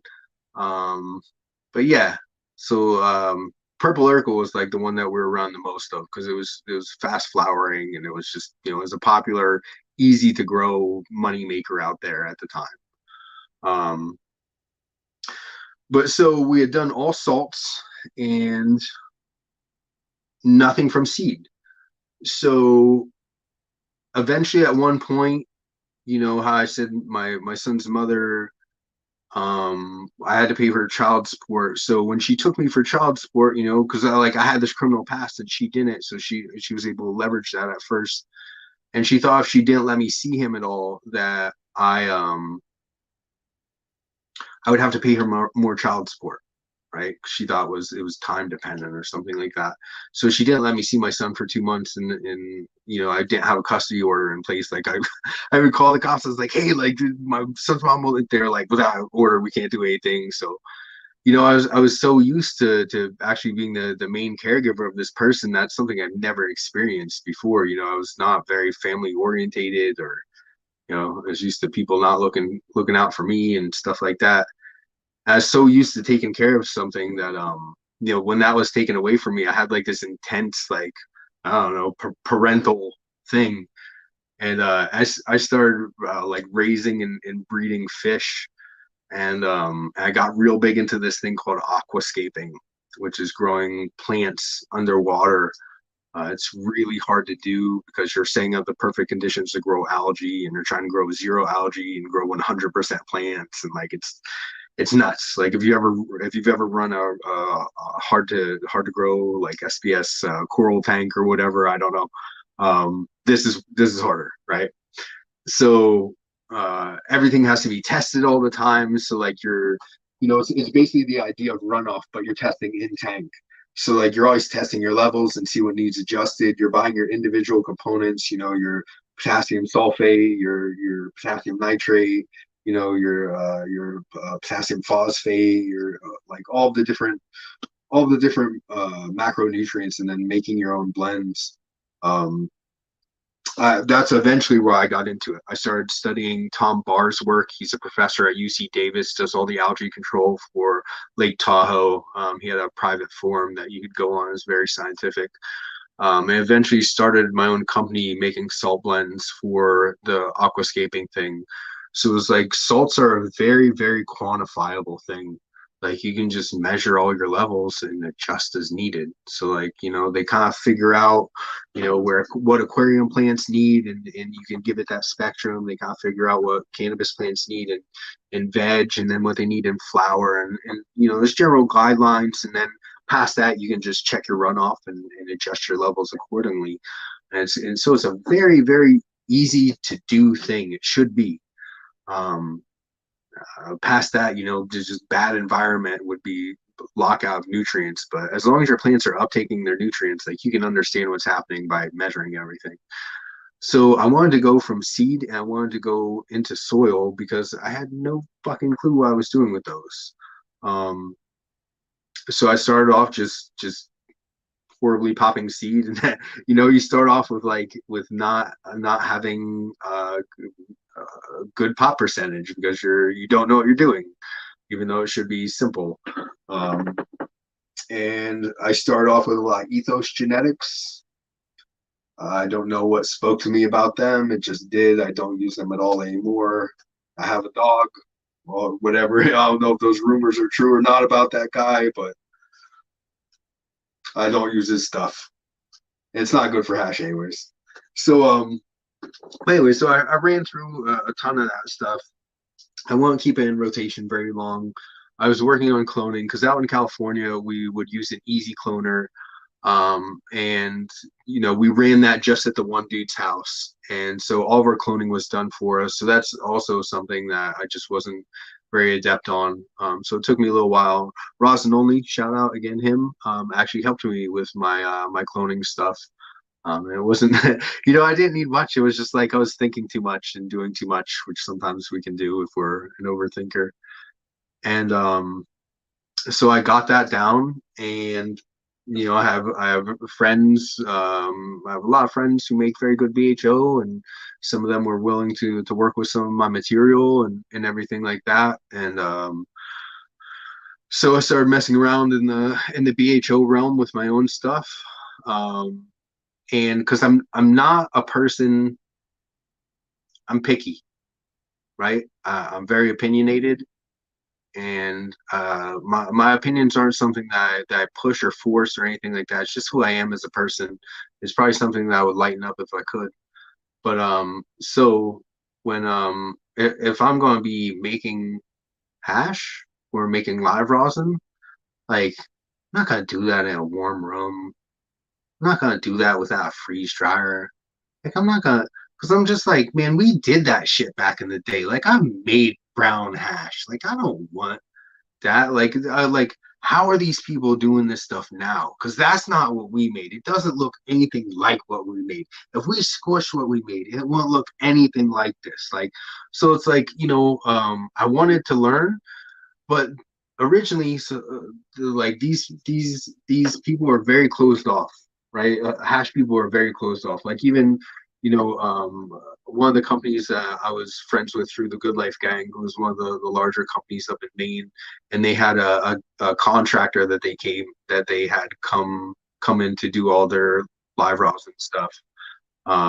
They asked if I could just like literally be in the lab and be his ice bitch while he was making stuff, and just like minimally ask questions and just be an extra hand for him, whatever he needed, and also pay him thousands of dollars on top of that. And like, dude won't do that. And this was like the owner of the company being like, hey, like this is my homie. Would you do this? And fuck no.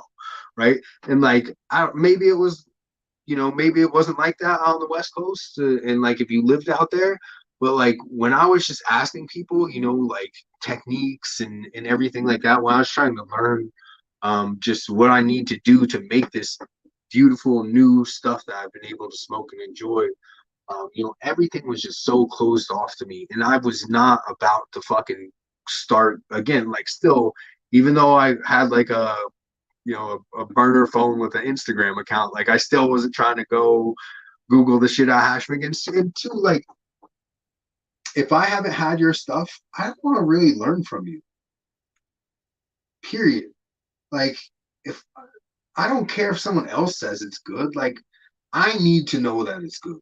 I need to know, or I can't be passionate about learning from you. So if I've had your stuff and your stuff is good, like, bro, let me pay you thousands of dollars to be your bitch in the lab just for one wash. Like, just take me through it so I get just a basic understanding. Because, like, it's just like whatever I was doing before, what you guys are doing is very different because the end result is very different. So, so the first chance I had to learn was the French he taught a class in New York, and I was just like, nope, that's not I've had I've been smoking temple balls for 15 fucking years or whatever. Like, I'm not trying to learn how to make something that I had 15 years ago. I'm trying to learn this new thing. So then me and my homie from Honeycomb went out to that Ken Wall class. And how was that class?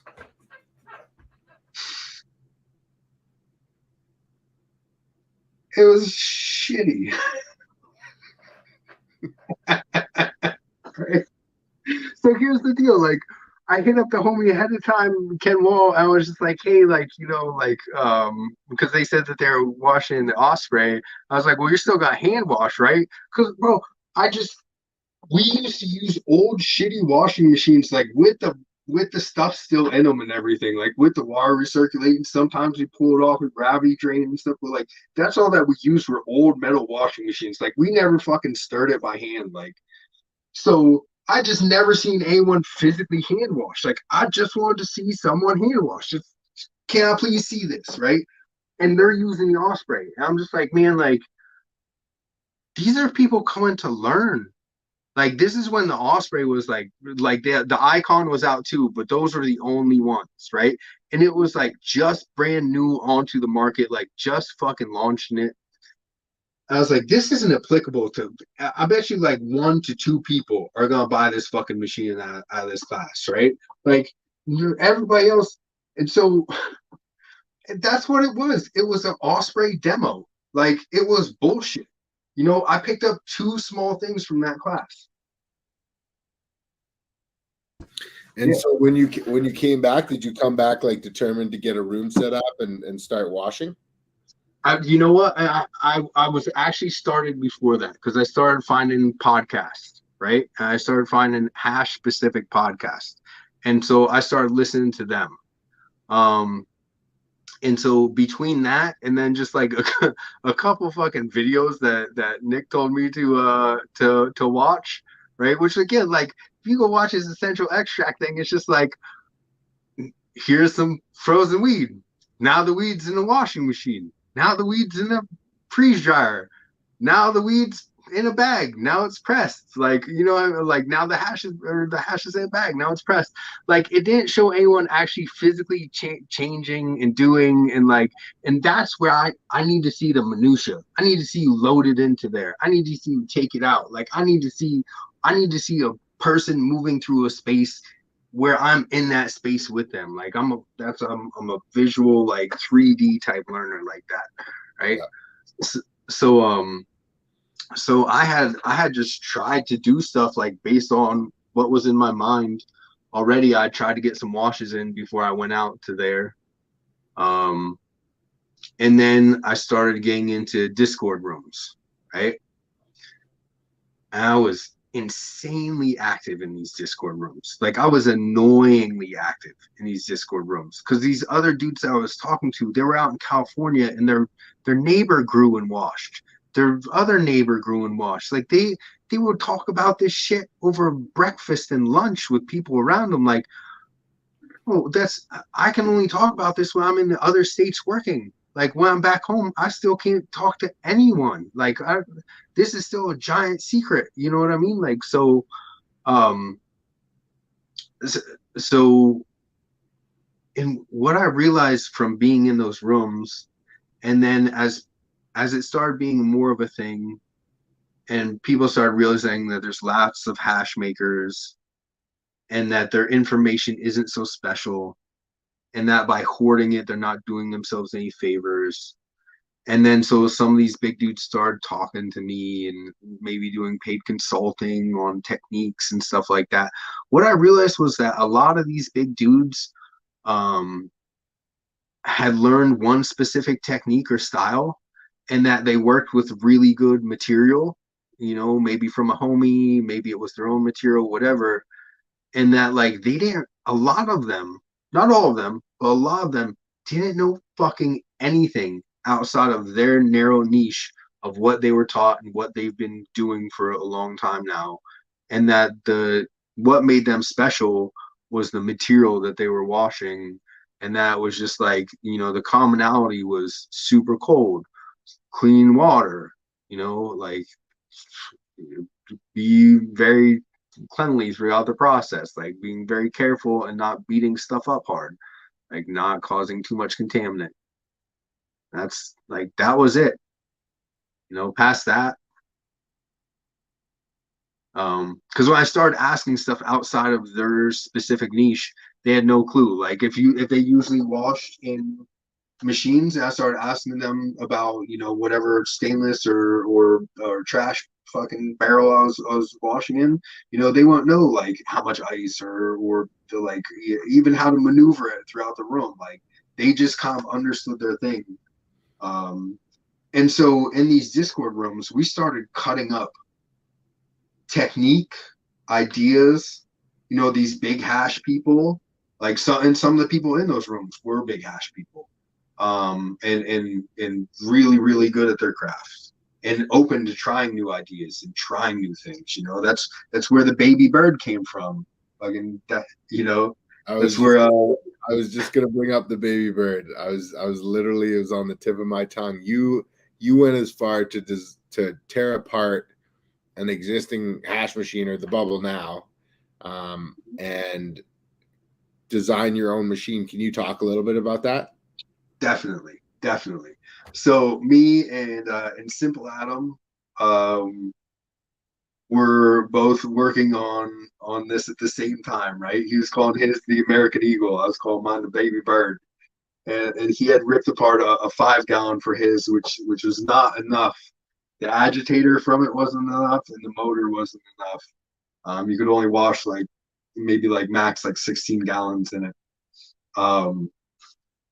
So I ripped apart a 20-gallon. I have a homie who is an amazing welder. Like he makes these custom one-off bike frames, and like he's just this dude is so like particular, and like he seems like he's naturally on Adderall or something like that. Like I can't imagine being this good at like tasking, and breaks down time, temperature, humidity, like everything is noted, everything is specific, like anyway, it's just insane. So he did some fabricating for me, right? And so we had stainless steel plate, circular plate with fins on it. We tried one that was kind of like rounded tubing cut in half and put on there. That didn't move enough water. That looks very similar to the Sambo Creek filtration or whatever, which their stuff sucks anyways. But anyways, it looked similar to their agitator. That one just didn't work very well. He made a beautiful one though. The one with the fins works well, but the deal is it does cause a little bit more plant particulate than I would like, right? So basically what it is stainless steel plate going across the bottom of a brute 32-gallon, big milled aluminum plate on the bottom of that, and the motor is coming up into the bottom of that. It's sealed with silicone, right, to the bottom of this stainless steel plate, and then the drive shaft comes up through the stainless steel plate, and then we have the stainless steel agitator on top of that. And it's driven by the motor and the mechanism from the Bubble Magic, which I think if I made my own and I just spun it one direction, I could get rid of a lot of that. Thank you, damn it. Give me 1 second. I'm gonna plug my phone in here. want to talk about the One Direction, aka Harry Styles tech, that I know originally was very much championed by Frenchie, but I think definitely brought back into discussion by yourself in recent times. When did you make the observation that One Direction was providing you with a cleaner pull? So it came about from multiple things. I'll tell you, the start of it was a wash in I have a 32-gallon Bruteless, one of the stainless vessels, right? So the inside of it is completely just conical, round, very, very smooth. You can get a really, really nice, circular motion going in there with the water. A really nice vortex. I've tried lots of different things. You have to be careful with ice. I used to make my own ice for a long time. You have to be very careful of that clogging the outlet. And one of the things that I preferred, because you would watch people, and some people just kind of do this. They turn it over a little bit and they go back and forth. And to me, that kind of splashes the water up, and I just don't like that a ton, right? And then some people, they go back and forth and they switch direction a lot. Yeah, I like that a little bit better, right? It felt like I was keeping the water in there better. It felt like I liked the movement better because I felt like I was pressing against weed less. I don't like that feeling of pressure, right? I never want to force a paddle. I always want that paddle to be able to have like a kind of a torque limit and just kind of hold that torque limit until that's moving that. If it's not, I want to press it in a different direction. I never want to pull it through a chunk of weed, right? I don't care how packed it is in there. Like I will go as light as I need to until I can move it without feeling that. And the other thing is I like that the water moving. So with liners, they suck, right? If you don't have now, shout out Hashtag. They did the simplest thing for a liner. I really like what they did. It's just a big ring. It goes down in the center. I have one of the pure pressure bags over there. They have like a weird thing with plastic that goes through. I don't like that at all. Weird places for stuff to get caught up. But a regular liner without any sort of anything holding it out in shape, those fucking suck if you're trying to go with a vortex, right? They just wrap up and like, God, they're the worst. I tried using them a couple times. I've cut up my liners, like the bottom of my fucking the bottom of my beds, for my veggies, right? The drain holes on those are covered with 220 fucking pure pressure liner. That's like $250 fucking bag liner. I mean, I cut it up and use it to make sure soil doesn't fall through from my strawberries. So yeah, so I don't like those liners, right? So I go back and forth between the cube bags and naked washing. And, I really like the vortex that I can get going with that naked washing. So I had a kind of a bigger wash of Straw Grease Willie for what I usually do. It was just 5,500 grams in a 32-gallon, which, that is light for some people. That's heavy for other people. To me, that's perfect at like the top end of what you want to do. I max out at 6,500, and kind of the bottom end of that is 5,000 in a 32-gallon. And that's very dependent on the, what's going in there. So Straw Grease Willie is bigger buds, and they don't break down quite as easily. So you will find a little bit more of that force going through the water. So 5,500 is a pretty good one. It can go up to 6 because they are heads that break off pretty easily, and it's a good washer. So I washed it multiple times, and the highest I had ever got was 5%. I probably averaged like 4.2, 4. Well, no, I would say I probably averaged like 4.5. Because I saw 4.2, 4.3 often, but then every now and then I'd see like a 4.9 on it. And so the one time, and that was usually like 2,500 to 3,500 grams, like 4,000 grams max, right? So this one time when I'm doing the 5,000 grams, before I was messing with the liners, and like those liners too, they make me feel like I have to use less in there. So like even 4,000 with the liner, I don't like the way that feels getting the paddle through it. And so I put this 5,500 in, and it's going nice and vortexy really easily. I'm like, you know what? I'm not gonna do the switch in direction. Now already when I switch directions, like I did that same thing with the torque. So I wouldn't just stop it and make like the water just rush over the paddle, and like, because you can feel literal fucking biomass going into that paddle and bouncing off of it. And that's not what I want. There should always be a small layer of protection of water in between that biomass and that paddle, right? So I'll slow the paddle, but I won't stop the paddle. And then I'll bring it into the opposite direction. So this time I was just like, man, like, I feel like that vortex is kind of what's separating the heads. Like I don't feel like that. Like a lot of people think it's like the swooshy, that's the best I can describe it, is like when they're going and they swoosh it back the opposite direction. They think that that's where it's pulling all the heads off. That might be where it's beating the weed up and allowing you more access to heads. I don't think that that's what's pulling the heads off. So taking that concept, I just go as fast as I can, one direction for as long as I can, right? And my first round comes out like heavy and nice, right? No, since I'm just doing this vortexy thing, I'm not like beating it up. I feel like it's, the water looks really nice. There's no foam. I like the color that's going on in there. I'm very happy with what's happening, right?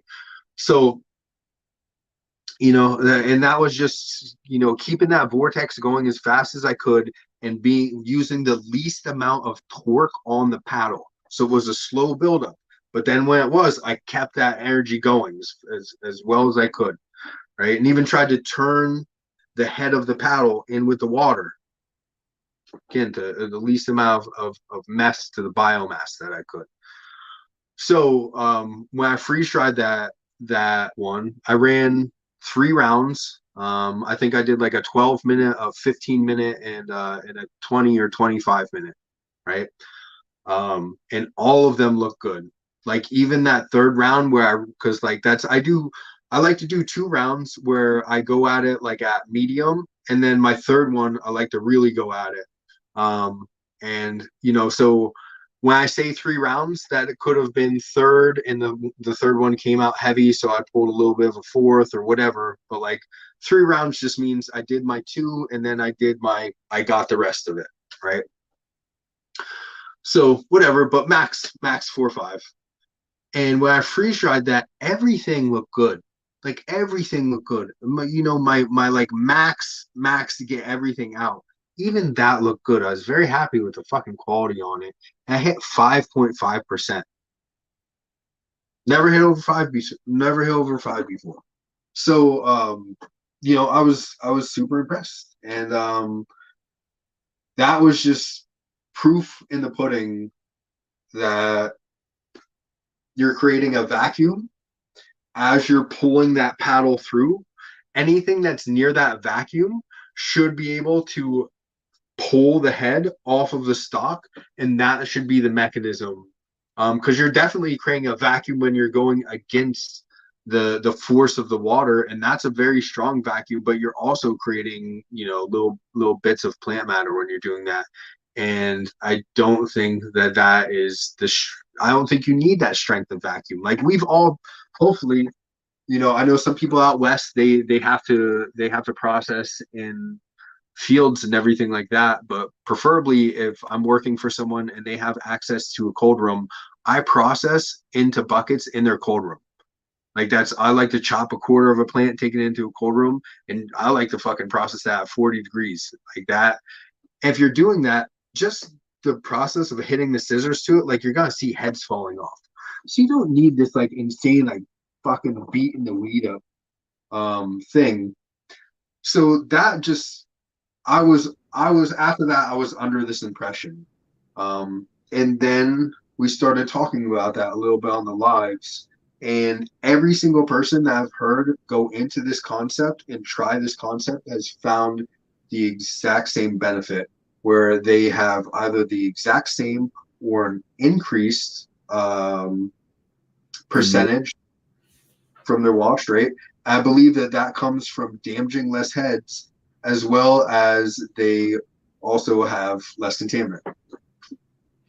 I want to talk about yields. You mentioned 5.2 or 5.5%. How do you measure your yields? What are your parameters that you apply? My yield is everything I'm willing to squish. Okay. Yeah. So that's different for cultivar. You know, like if that's, as a generality, I don't pull 25 through 45, 43, 40, whatever, you know, that micron size bag is that you're using for your smallest. I have like micron extracts. I have, you know, ice extract. I have rosin evolution. Like I have a shipwreck of different bags. I like to just try and R&D all the different products and everything, especially because I'm teaching myself a lot. Do you see an issue with guys, you know, some guys measuring their yields off the plate, some guys measuring their yields based on just their A grade and they don't include their food grade? And then, you know, like, is that something you put any thought into? I only see a problem with that for fucking Brads and Chads and corporate metrics. I think just like it is the mystery that you have to unravel, understanding the art of hash making. That is the code that we So here's the deal. The way that I do it, right, with everything that you would squish. So like there's a little bit of shit that I'll just make in the traditional hash because it's just like that's not worth squishing, right? So like your 180 through 220, you know, if you pull the 25 through 40 or 45 or whatever, you know, that stuff generally is just, it's not worth it. Every now and then you might find like 25 through 45 that you're like, I'll squish this and give this to free for a homie, you know? So like even that I would still count. But to me that's the most accurate number for giving a percentage. I like the percentage to rosin as well. That's important, but that I feel like that's a little bit, I don't know. I mean, they're both variable. Yeah, they're variable. One's more variable than the other. Do you believe that there's a sweet spot in microns, or do you find that dramatic variability from cultivar to cultivar? Nah, dramatic variability from cultivar to cultivar. One of the coolest ones is True Mac 1. If you grow that indoor under LEDs, especially because that's just what I have experience with, so I can talk about it. You get very small heads, and the 40, 45, whatever it is, through 73 will grease out your bags more than the big heads. It's nuts. And that's something that's very unique. You know, normally you're used to that, like if I'm pulling my like just 70 through 120, or like, you know, your 90 through 120, or, you know, even like maybe your 90 through 150 or something like that. Like that's where you tend to see those ones that like I do this for 10 seconds in the cold room and like I pull my hands apart, like, oh shit, like there's stuff on my fucking gloves. Like I was just trying to grease it in the bag. Yeah. Versus that Mac does that in that lower one. So yeah, I find it to be very cultivar dependent. Yeah. Less so with strains that hash well though. Like I don't think you're gonna find, you know, stuff that's above 4% that's like, oh, this one dumped in the 25 through fucking 40. Like, you know. Okay, circling back before we move forward, because you've got so much experience, not only, you know, designing or redesigning a washing machine yourself, as well as having experience on the Hashtag and the Osprey and other machines, you know, after all of this analysis and experience, are you you lean towards top down versus bottom up agitation one way or the other, or what are your thoughts there?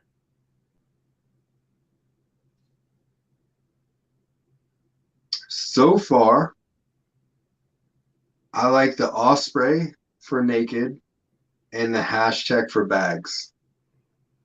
So top down for bags, bottom up for Naked. But I think that that's going to change, and that's only because I've worked with the Osprey a decent amount naked and am aware of how to get the quality out of it that I'm looking for out of it. I haven't had that alone time or that single motion, single direction with the hashtag yet. So after I do more R&D, I will have a better explanation of that. And I'm not quite as fond of like the blender that's in the bottom of the Icon, because from my own experience with those fins, you need something that's just slightly rounded. You're looking for like a more of like a triangular shape with a slight round at the top rather than a specific point. That's going to lower your plant-based contaminant that you're adding into everything. Icon doesn't have that. Do you feel that a well-run machine can produce at the same quality level as an experienced hash maker with a paddle? Not yet. But I think eventually the machines will be better. Yeah, I think that's a fair answer. I want to switch gears. I want to talk about fresh press. I want to talk about cold cure, and I want to know what your thoughts are. Okay, so first of all, let's get it straight right now, so everyone understands what fresh press is, right? So I have a jar over there in my fridge. Okay, that is non-nucleated rosin, right? That is not fresh press. So fresh press is the first 30 minutes off the fucking plate, and that's that. Anything else is non-nucleated. So now, fresh press is my fucking favorite. I love fresh press. I get it can be slightly harsh on your lungs, but whatever. If you're a ridiculous dabber, you have probably put way worse shit in your lungs. I mean, fucking. We all used to smoke blunts, right? Like shit. So don't be a bitch about fresh press, right? And then past that, I do really enjoy a non-nucleated rosin. That being said, everything has the thing that is best in, right? So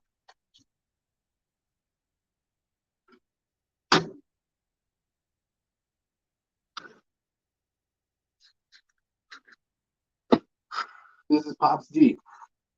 Pops D is nice in fresh press, right? That's it in an actual cold cure. It comes out very white originally, and a little bit on the drier side. It's a very weird rosin in that it eventually gets a little bit darker. I mean, it eventually gets a little bit wetter. And rather than getting darker, it just goes from like white to like a yellowish, and that beautiful yellowish, right? It doesn't get any of the browns or the tans or kind of that ugly burnt orangish or any of those weird colors, or even like, you know how sometimes it gets that like reddish pinkish type color that you get from tangies and other shitty horrible things. So but yeah, so like that one's really nice, right? But in the so if you can see it in the, there we go, yeah, in the jam, it comes out to the perfect color. And like the great part of it, the part that you really enjoy, is so muted on the fucking cold cure, and it doesn't really come out. I mean, the flavor isn't too dissimilar, but the flavor is even stronger on the grape, on the jam on this, right? So like that's one that I can say definitively the best is the jam or diamond. Have you ever been able to correlate like the fresh press performs better than the cold cure, then typically that will jam better, or is there no correlation between those two variables? It's more of the correlation that I see is more so in actually the coloration of when it turns from fresh press to cold cure and how that reacts over the next month at room temperature. That's going to be my greatest indication of how it's going to perform. Yeah. So, I mean, you have been doing a tremendous amount of R&D in the jam or the jar tech area of the solventless space. And I just, I'd love to dive a little bit into what your observations have been, what your experiments have been, and why you've chosen to put so much focus into this specific area.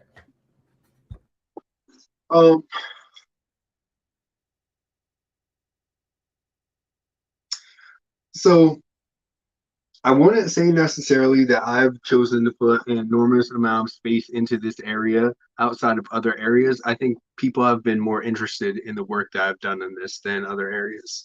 So, that being said, the other thing is a lot of people are anti jams and stuff like that because for a lot of different reasons.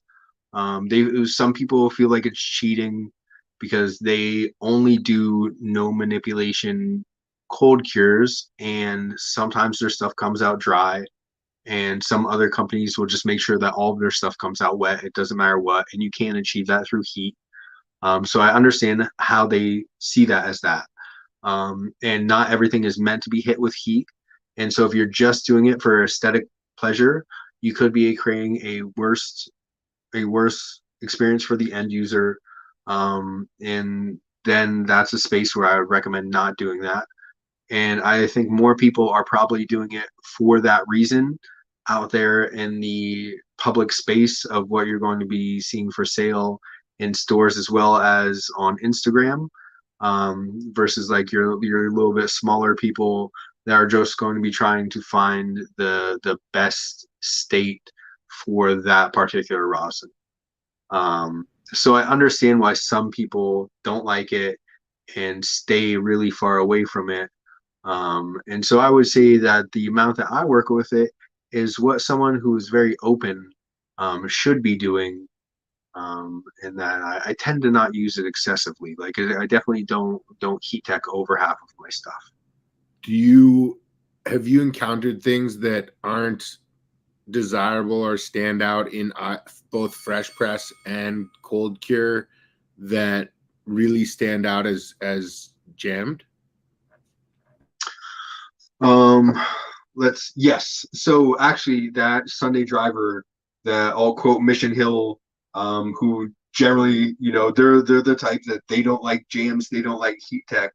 And they didn't believe that they could even be good until someone brought them over some Sunday driver that I had made, and they said it was so good it made them angry. And that was one that specifically like it had a kind of dry, chalky taste on the fresh press, and it was there too in the cold cure. And I was okay with it as a fresh press. I didn't fucking like it as a cold cure, and Sunday driver is my favorite. But as a jam, it stuck out. It was really nice.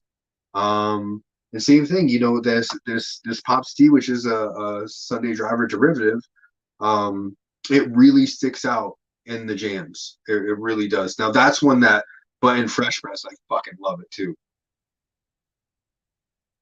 And I like it in cold cure. It's just, like here's my deal, right? Your best fresh press is going to be best as actual fresh press. Even once it goes to the non-nucleated, it's going to be slightly less good. Once it gets to cured, it's going to be even less good. A lot of the times, the ones that are like that, if you take them into a jam tech, they're going to be missing a large part, right? So like Southern Hospitality is a great example of this. Say the number 27 and the number 26, right? So they're opposite. If I heat tech the number 27, it's a super gas with a peach base. That gas is fucking gone and the peach is still there, right? Versus the 26, that's got like GMO chem kind of OG gas with a bubblicious base. And if you heat tech that, the OG gas and the bubblicious base are gone. And it's left with like a fuely chem flavor. And those are both ones that like absolutely are just insanely amazing in fresh press. Just amazing. And then when you go to cold cures, like for me, if something is a cold cure, it's best in that cold cure like at its 1 week. So, you know, or however long say it nucleate out within 48 hours. If something does that, I like to leave it for another day or two before I homogenize. But at that point of homogenization, that should basically be like the peak, right? And then it should start going downhill from there. That's just what I find. Like it's going to be wet. It's going to have amazing terps. There are going to be some volatiles and some stuff that eventually will kind of come off of there. And so yeah, so your cold cure is best when it's in its original cold cure state. Same thing with the fresh press. Yeah. I think that's fair assessment. Sorry, go ahead. And so the one observation that I've made is stuff that can get a little bit better as it goes on. Like say the when you cold cure it at first, it's more muted, and then like 3 weeks later, it's louder, and you like what's in the jar even better. Those can be really good in heat tech. Not always, but that can be an indication that's going to be great. Interesting. So switching gears a little bit, melt versus rosin. Where do you fall here? I mean, I want you to do an experiment if you think melt is better than rosin. Okay? I want you to take your melt. I want you to go put it in a bag. I want you to go press that. Right? And then I want you to put that rosin in a jar. And I want you to flip that bag inside out. I want you to scrape out whatever's inside that bag. And I want you to dab that by itself. And then you tell me that was what rosin is fucking missing. And then we can have a conversation that fucking melt is better than rosin. Right?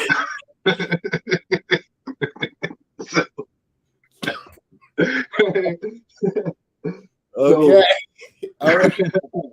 So that's a personal opinion, all right? So what I will say is that I can appreciate melt from the fact that it is the only non-heated, non-solvent thing that you can put on the nail and blah, blah, blah, blah, blah.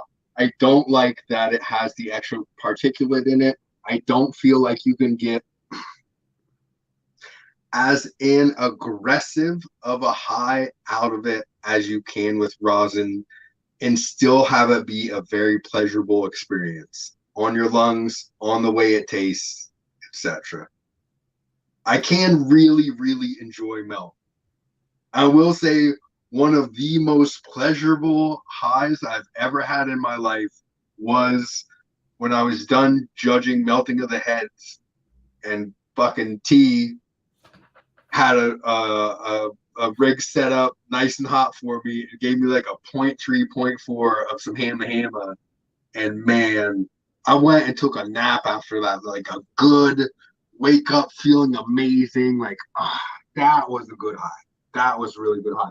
And that was the first time that I really experienced melt that I would say that like that time I preferred it over the rosin that I'd smoked previous to that day.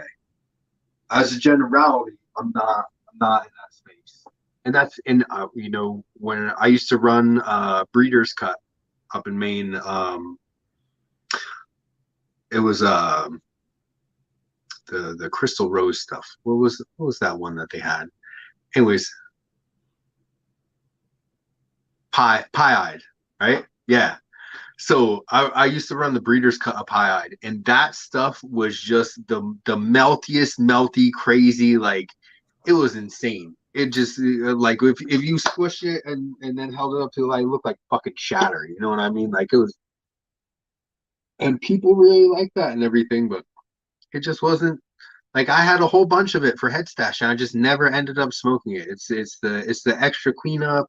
It's the fact that I have to go a little bit lighter on the temperature and everything, and like, as well as when I started washing a lot, I got those autoimmune, white guy lungs that just didn't handle the aerosolized terpenes very well, and everything like that. Just so. Yeah, I had to be very careful for a while. I mean, I really couldn't dab melt for a while. I can again now, and I enjoy it, and I'll dab it. But like, if I have really really good melt, really really good rosin, you're gonna see me hit that melt maybe 10% of the time maximum. Yeah, yeah. We're seeing a rise in resin mixing. The last Legends winner, the last Ego Clash winner. I know there were a couple blends that placed in the top 5 in rosin at Moth. What are your thoughts on that? Is that something you're a proponent of? And do you have a preference to at what point you're blending the material? I have thoughts on both of these. I would say my original thought is I don't understand why people have as much of an opinion on this as they do. It's just like, unless it's like you're sourcing melt from like a bunch of different people and like trying to like formulate a contest entry that you really didn't have much to do with and stuff like that. Like, that's different, right? But if this is like, this is some stuff from my garden, some stuff from my garden, like, or even like, like, I run these facilities, like, but like, I run these facilities, not fucking, this conglomerate or whatever. Like, and we use some from this grow and some from this grow and enter that. Yeah, I'm cool with that. And yeah, like, why not? Why not?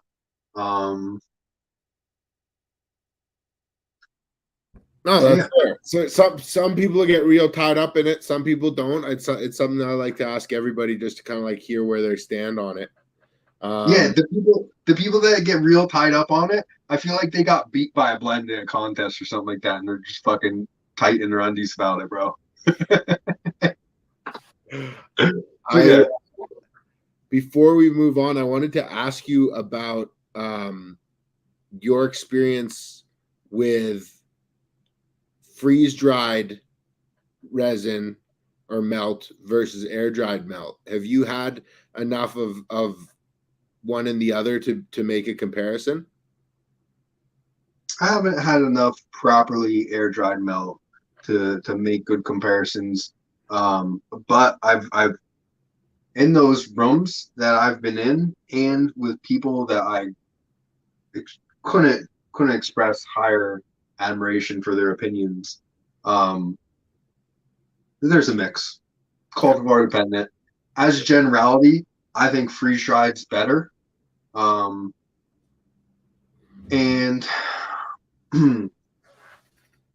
yeah, I as a generality, I think freeze dried's better. I think that the people trying to say that it's not are general, or as a generality saying that out of ego. I love the love put into it. That Hamma was air dried, and that was some of the best I've ever had. So that's evidence going kind of against what I'm saying. But I think that as a generality, your freeze dried is going to be better. It's going to have a better taste. And that's what I hear from other people as well.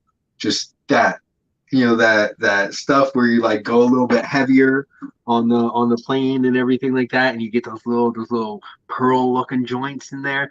Bro, they're beautiful. And I understand that. Like, it's eyes nose, and then effect, flavor, all that stuff. And like it is eyes first, you know, and that's why fucking the Instagram game and where weed's at these days is its own issue. But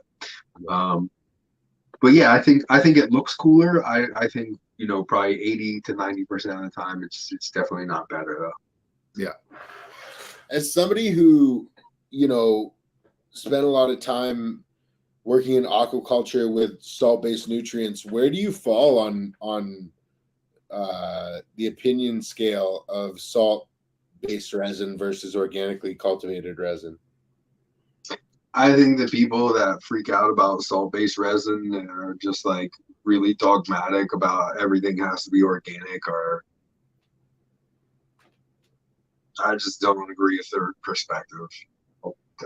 That's the meanest thing I think I'll say about them. But yeah, I just don't agree with it. Like that's, you know, if you're growing underwater in a fish tank, like dude, you have to grow with salts, and those fish and those microorganisms and that bacteria that converts fish waste into usable food for the plants and everything like that, like that's not negatively affected by those salts. So like I get you might be feeding them in higher concentrations in the soil and everything like that, but like I think salts are just demonized way too much. And I think if you're growing outdoors, don't fucking use salts. You're a dick if you put salts into ground outdoors. If you're growing indoors, fuck yeah, go ahead, use them up. Do you see like a hybridization happening on the indoor scale where people are going to be using the two systems or blending systems more and more? Definitely, definitely. So I think as a generality, you're gonna find cultivars that you're able to get an even better taste out of with salts. I think that that's a thing that definitely exists. But I think past those unique cultivars, you know, and that would be the minority. I think the more building blocks you can give a plant to develop its own taste, the more it's going to develop its own taste. So if I can give it all sorts of cytokines and aminos and things that are given off by fungal things, and you know, and just all these micronutrients that are in the soil, like that's way better to me than, you know, these what we think of as a sterile salt system. But I'll tell you, no system is sterile. Like if you sterilize the roots to a plant and then you feed that, in order for that plant to uptake those nutrients, it has to make its own bacteria going in through that root system. Like it's not possible to have a sterile system. You can't. It's not a thing. So I know you're not cultivating currently, but you have a large amount of experience, and I want to know, if you were cultivating, you know, what would your ideal indoor setup look like right now? So I would say ideal indoor setup is, let's talk about this. Are we talking about single craft producer, or are we talking about from a production perspective? Because if I'm doing it from a production perspective, it's going to be slightly different, because I'm not going to focus on the output numbers quite as much, utilization of the space. I mean, I wouldn't be opposed to hearing both. Okay, so if I'm just doing indoor, for a personal passion project, what I'm going to like to do would just be beds very, very close to the way that Steve, whatever his name is, the ex-MMA fighter, Green Life Productions, or Steve Cantwell. Yep. So very, very close to how he's doing things. I really like that system. I think it works absolutely great. I'm very big into that. And past that, for production, okay. So I did a hybridized system of this in one of the grows that I was working in, and what it was shallow beds, right? And they had a fast draining soil, right, out towards the outside, and then in the middle was a slower draining soil that was peat based. The outer was a very very fast draining cocoa. So and then there's a little bit of perlite all the way across the bottom of the bed. And I used compost going down the middle on top of the peat based soil. And then I had 1 gallon cutouts on top of the cocoa based soil, right, where it was very fast drain. So the idea is that I would feed in small amounts, so that way it was only, you know, going into the pots and then straight down and kind of to the drainage, into those 1 gallons. And then in the middle, that would get like coconut aminos, that would maybe get some homemade aloe stuff, you know, that would just get things that are gonna make that soil happy. Maybe a little bit of molasses in the water, whatever, you know, some humic type stuff. And so that hybridized system was great because you're able to have that kind of strength from the salts. Like some, you know, you see Todd out there, Resin River, whatever. So that guy out west, right? He talks about this, that some plants just grow better with salts, and that's cool because he has these big, amazing hugel mounds that were like fucking dug with tractors and 8 feet deep and will last like 40 years and everything like that. And so that's as organic as it gets. You know, use way less water this year and stuff. And that dude is like, hey, sometimes you gotta use salts. They're better with salts. Sometimes you gotta hit it with fucking a chemical because of the bug. Like sometimes you have to do these things. Like it's not, you know, the people that are so dogmatic that are just like, oh, it's only, you know, only organic. I only hit it with fucking garlic moon juice from the 4th trimester or whatever. You know what I mean? Like, bro, you're not growing the best thing that you can, and you can still do it morally and everything without without using fucking humanure and moon blood, you know? Which, whatever, if you're still doing that, I like that there's crazy people that are just using that stuff too. You get it, but just know I'm not gonna smoke all your stuff, and I'm gonna be real wary of the wash of it. You have a focus on very specific terpene profiles. Do you want to talk about that a little bit? Yeah, I do. Orange terpenes fucking suck. They're the worst. So let's just start off with what are the worst. So anything that's dry and bitter and orange is terrible. Anything that's lemon and has any sort of idea of cleaner, that's terrible. Anything that's lemon and pine by itself with no sweetness is terrible. So we understand that dry citrus terps are the fucking worst thing ever. They create dark resin. They're horrible for heat tech. And we should all throw them out, stop breeding with them forever. And Tangy sucks. So now that we're past that, right? Yeah, I love grape. I love like a bright grape. I'm searching for an overripe Concord jelly. Like that's what I want. And that's what I'm gonna find, and I'm gonna make it wash really well. And then past that, I love what T does with Little Lake Valley. He's the like, so it's great because he has already created the spectrum so well, in which I like. You know, I've seen other derivatives of it and other things, but there's a gas, and it has to be the old school gas. We've gotten weird with our gas. We've gotten really garlicky. Some things have gotten really cat pissy. Like we've gotten really like diesely, but in a fuel way where it's not like that old like gas smell. There's just we've gone in a lot of weird directions in gas, and there's still that like that OG like fucking skunky fuely like mix of just whatever, you know, the first couple of really amazing things that you smelled back in the day were. So if you can take that gas and then you can blend it with like just a little bit of this new shit, like tea with sherb and the faux fauna, right? So like it brings out like this little bit of sweetness that adds like a fullness and a body to the gas that like it would exist every now and then back in the day. Like that AK was just straight gas. Like the the super silver haze, that was like straight gas. But like every now and then you get these things that were like, they were just a little bit fuller. And that's what I like. So like the anything where he back crosses faux fauna into like the shallot sashimi, because then you get that like some of the chem GMO, but it doesn't always lean on the garlic, and you get all the old OGs and the pure Hollywood Kush, and then that like little bit of Sherbringers out. Yeah.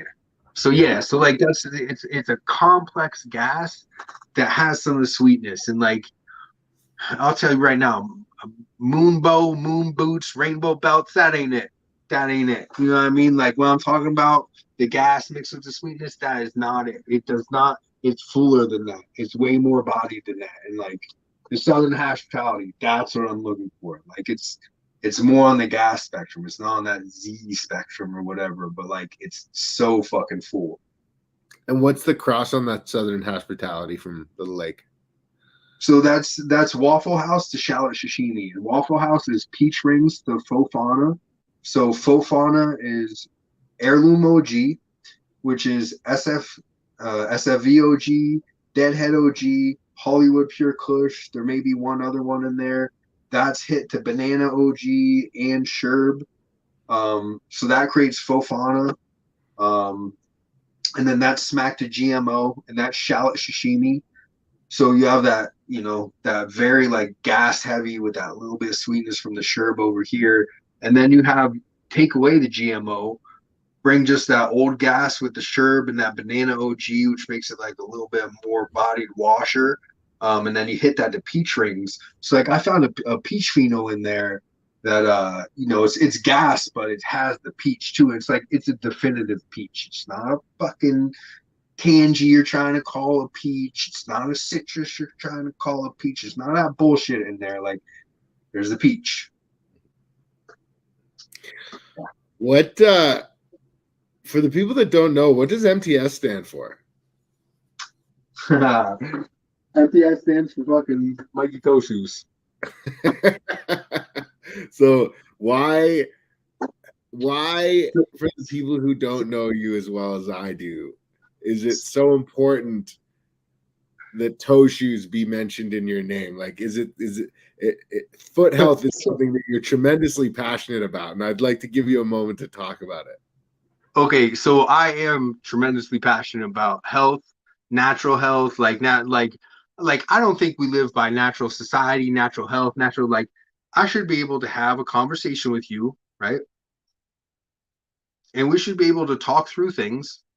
And you, if I make points, like you shouldn't just be able to be like, yeah, but the rest of society doesn't agree with that. Like, no, talk about that rationally. Like, don't talk about what everyone else is doing. And like, I wish I had some of those little toe prisons around here to show you with your natural feet, right? But like, look at the bottom of that, right? That looks like a foot, okay? So I had really bad structure growing up, like whatever, and I would always wear stupid shoes. It took me a while to get my feet straight. Yeah, I don't know, just yeah, I'm very passionate about natural footwear, about natural everything. Like, why are we paying taxes? Why are you waking up with an alarm clock, bro? Smash that right now. Like, I'm not gonna smash my alarm clock, but I do walk in bare feet, and I do walk on the earth with bare feet, and I know that to be healthy. I don't need any books or any research to tell me it is or isn't. So how I got the Mikey Toe Shoes things, right? Because there's been a ton of nicknames to me over the years, and I've always enjoyed nicknames. I've always given them to other people. I always thought that they're the best thing to go by in the game, especially if they don't have anything to do with your actual name. So when I was working with this BHO lab, right? And I would be picking up jars, and it would have batch numbers on the jars, right? The preface to the batch numbers would always be MTS. And so on like the fourth or fifth batch, I was just like, yo, guys, why does it say MTS? They're like, oh, Mikey Toe Shoes. I was like, I was trying to come up with a fucking name because, like, you know, I had like the edible company, and like so we could talk. This whole thing could just be about rules for the traditional market, but like, guys, right? I know you're all trying to build brands. Break up your fucking brands, right? Don't if you have an edible brand and you make another product, don't use the same thing because you don't want to be seen as a big fucking entity. You want to be seen as a bunch of small ones that have nothing to do with each other, that are completely separate and that don't look like you're some big fucking thing because they don't like big things that don't pay taxes. So, yeah. Anyways, but yeah. So anyway, so yeah, I was looking for a name. They were just like, oh, Mikey Toshi. So I was like, well, that's my fucking new name. So that's too funny, man. As we kind of like turn things and wind things up, I wanted to ask you, what are like, who are 3 to 5 of the top makers in the Northeast right now, in your opinion? I guess 5. We can't do 3. Okay, so I'm not going to talk about best because here's the deal. I don't get out and try enough these days, right? So I'm just going to talk about five things that I know. Okay, one is homies Mission Hill. Love you guys, right? So Mission Hill is great. I really love their approach. I really love what they do. They're great people to look at from a perspective of everything. You know, they have a good social media presence. They have very good marketing. They have very good product design. They do excellent work, obviously. So yeah, they were someone that when I had a med card and you could still go up north with the ones from down here, they were a brand that I used to purchase their stuff all the time before I met them and became friends with them. So I've always really enjoyed their stuff. And then let's see, I'll also mention Royal River Botanicals up in Maine. So this is something that like you don't hear other hash makers talking about this guy, anything. I know he's done consulting for BHO people that I really respect, and so I know that dude has some good knowledge up top. And I've seen him do closed loop washing systems for hand washing. I don't know if I've seen him automated with machines as well or not. I've seen him do like weird things with THCA separation and solventless terpenes with stuff that looks like BHO but wasn't done through MEXEP and like like kind of like bordering on maybe Tony Beach type things, but without the distastes of many of us have for Tony V. So yeah, like I find interesting things happening from him. And I know he washed a cut of Mission Hill's Sunday Driver a long time ago.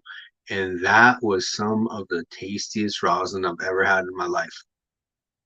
Seriously, it was fucking amazing. So yeah, so those are 2 people up there, right? And then I'd love to talk about the people down here. So Yeah. we have Sky High extracts, solventless extracts. So he's doing great work. Does like contract work down here and doing some single source stuff. And he's someone that I don't always see eye to eye on in exactly the same way. Like he's a huge melt guy, loves melt. You know what I mean? So like when he got to work with the pod and stuff like that, that was just tip top for him. But a lot of passion and does things the right way and runs a super clean lab, and I like what he's doing. We have we have Terps County down here. Homeboy's doing some single source, and I know he's talked to me a bunch about different things, and he gets to learn from Kirk a bunch. He knows him pretty well out there, Kush Kirk. So I think you're gonna see great things coming from him. And then there's some homies out in the western part of the state, Keystone Melts, and I'm super excited for what they're doing. They have a big hunt coming up of some genetics that I created, as well as some of T's genetics. So I'm just really pumped to see these couple hash makers down here just doing their thing. That's fucking awesome, man. Yo, can you talk to the people really quickly about the genetics that you did put out in super limited amounts? Yeah, so basically, if you're in the States, you were not able to get these genetics. You had to have known me. So they were made to come back into this area to be very exclusive, high-end hash genetics.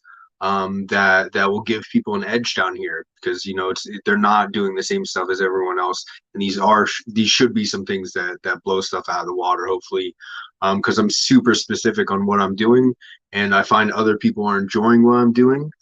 So, the three main ones that we did were um, we took banana guava from Swamp Boys, which is a pretty crazy cross. That's so it's banana dosi, I-95, sour garlic cookies, and guava jelly. So all those are mixed together, and that one. Um, we took that one and there was two different phenotypes, and we took the number 12 phenotype of that one, which was it tasted like a fresh mashed banana and kind of like an underripe papaya, but just exactly like the fruits, like the most fruit tasting rosin ever. So we took that one and we hit that with the Pops Deuce, and that was the regular male. That one just had perfect structure on it. That's Fruit Baskets, I believe. I'd have to go back through the names. That's the one that I always forget if it's Fruit Cocktail or Fruit Baskets. It's Fruit And Basket. Fruit Baskets. Okay, yep, yeah. So that's what I thought was. And then we also took Jolly Blue Raz, so that's papaya. This is the sharp boozy cut, because it just has like this intense sharp flavor that almost has like a little bit of like a fermented fruit type flavor, because you know how like fruits can get a little bit more sharp as they ferment. So it's like a really sweet like guava that it's just been fermented a little bit, but or a papaya. But so you have that, right? We've all seen papaya plants probably. They're they're super squatty. They're just like these big, ugly, fat buds. There's not space in between them. Like there's no stretch to it at all. I've vegged papaya for like 3.5 months just to see what would fucking happen. It just turned into like this wide shrub. Like it never got big. I pulled so much weight off of it. It was insane. But like the fucking plant itself still just didn't look big. So I took that, and then there was one, the tallest male out of it was like a 140 seed hunt. So the tallest male out of that was a Pops, and it had just that insane stem rub of this bright fucking bright grape, right?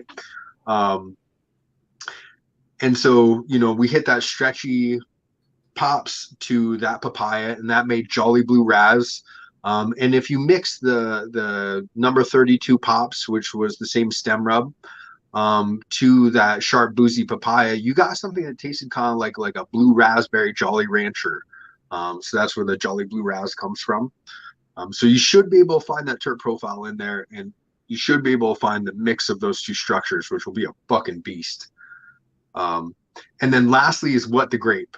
So What the Grape is we're trying to find like a mix of that overripe Concord grape jelly that I did find in TTRS, but they all sucked as far as wash numbers go, and they were fucking hermy. And but I had one really nice male, and I had one really nice female, and the rest were stuff that I couldn't keep. So I took that really nice male, and that had the loudest terps out of any plant in the fucking garden. I was so mad that one was a male, actually, because that's the TTRS was the one that I was the most pumped about from that hunt.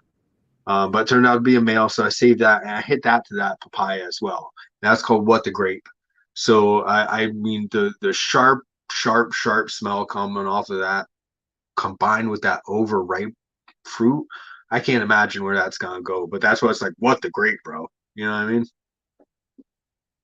So yeah, and those three ones are you had to have been a friend of mine, and you have to be running traditional market, and that's the only fucking way you can get those. One pack was sold to someone up there through an auction, and then I gave some to T for him to run for his stuff, and then the only way that you can get them is through Banyan Tree. So absolutely, no, we're fucking honored. We're gonna blow it up.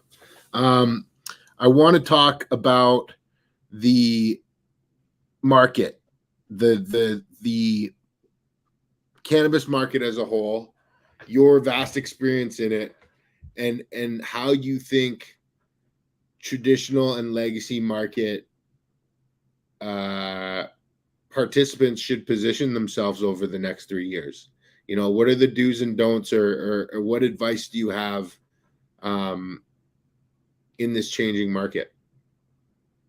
I'm going to give you advice from two different directions. I'm going to give you advice from who I am as a person, and that advice is no one should be participating in any sort of licensing or anything like that. You should be 100% civil disobediencing.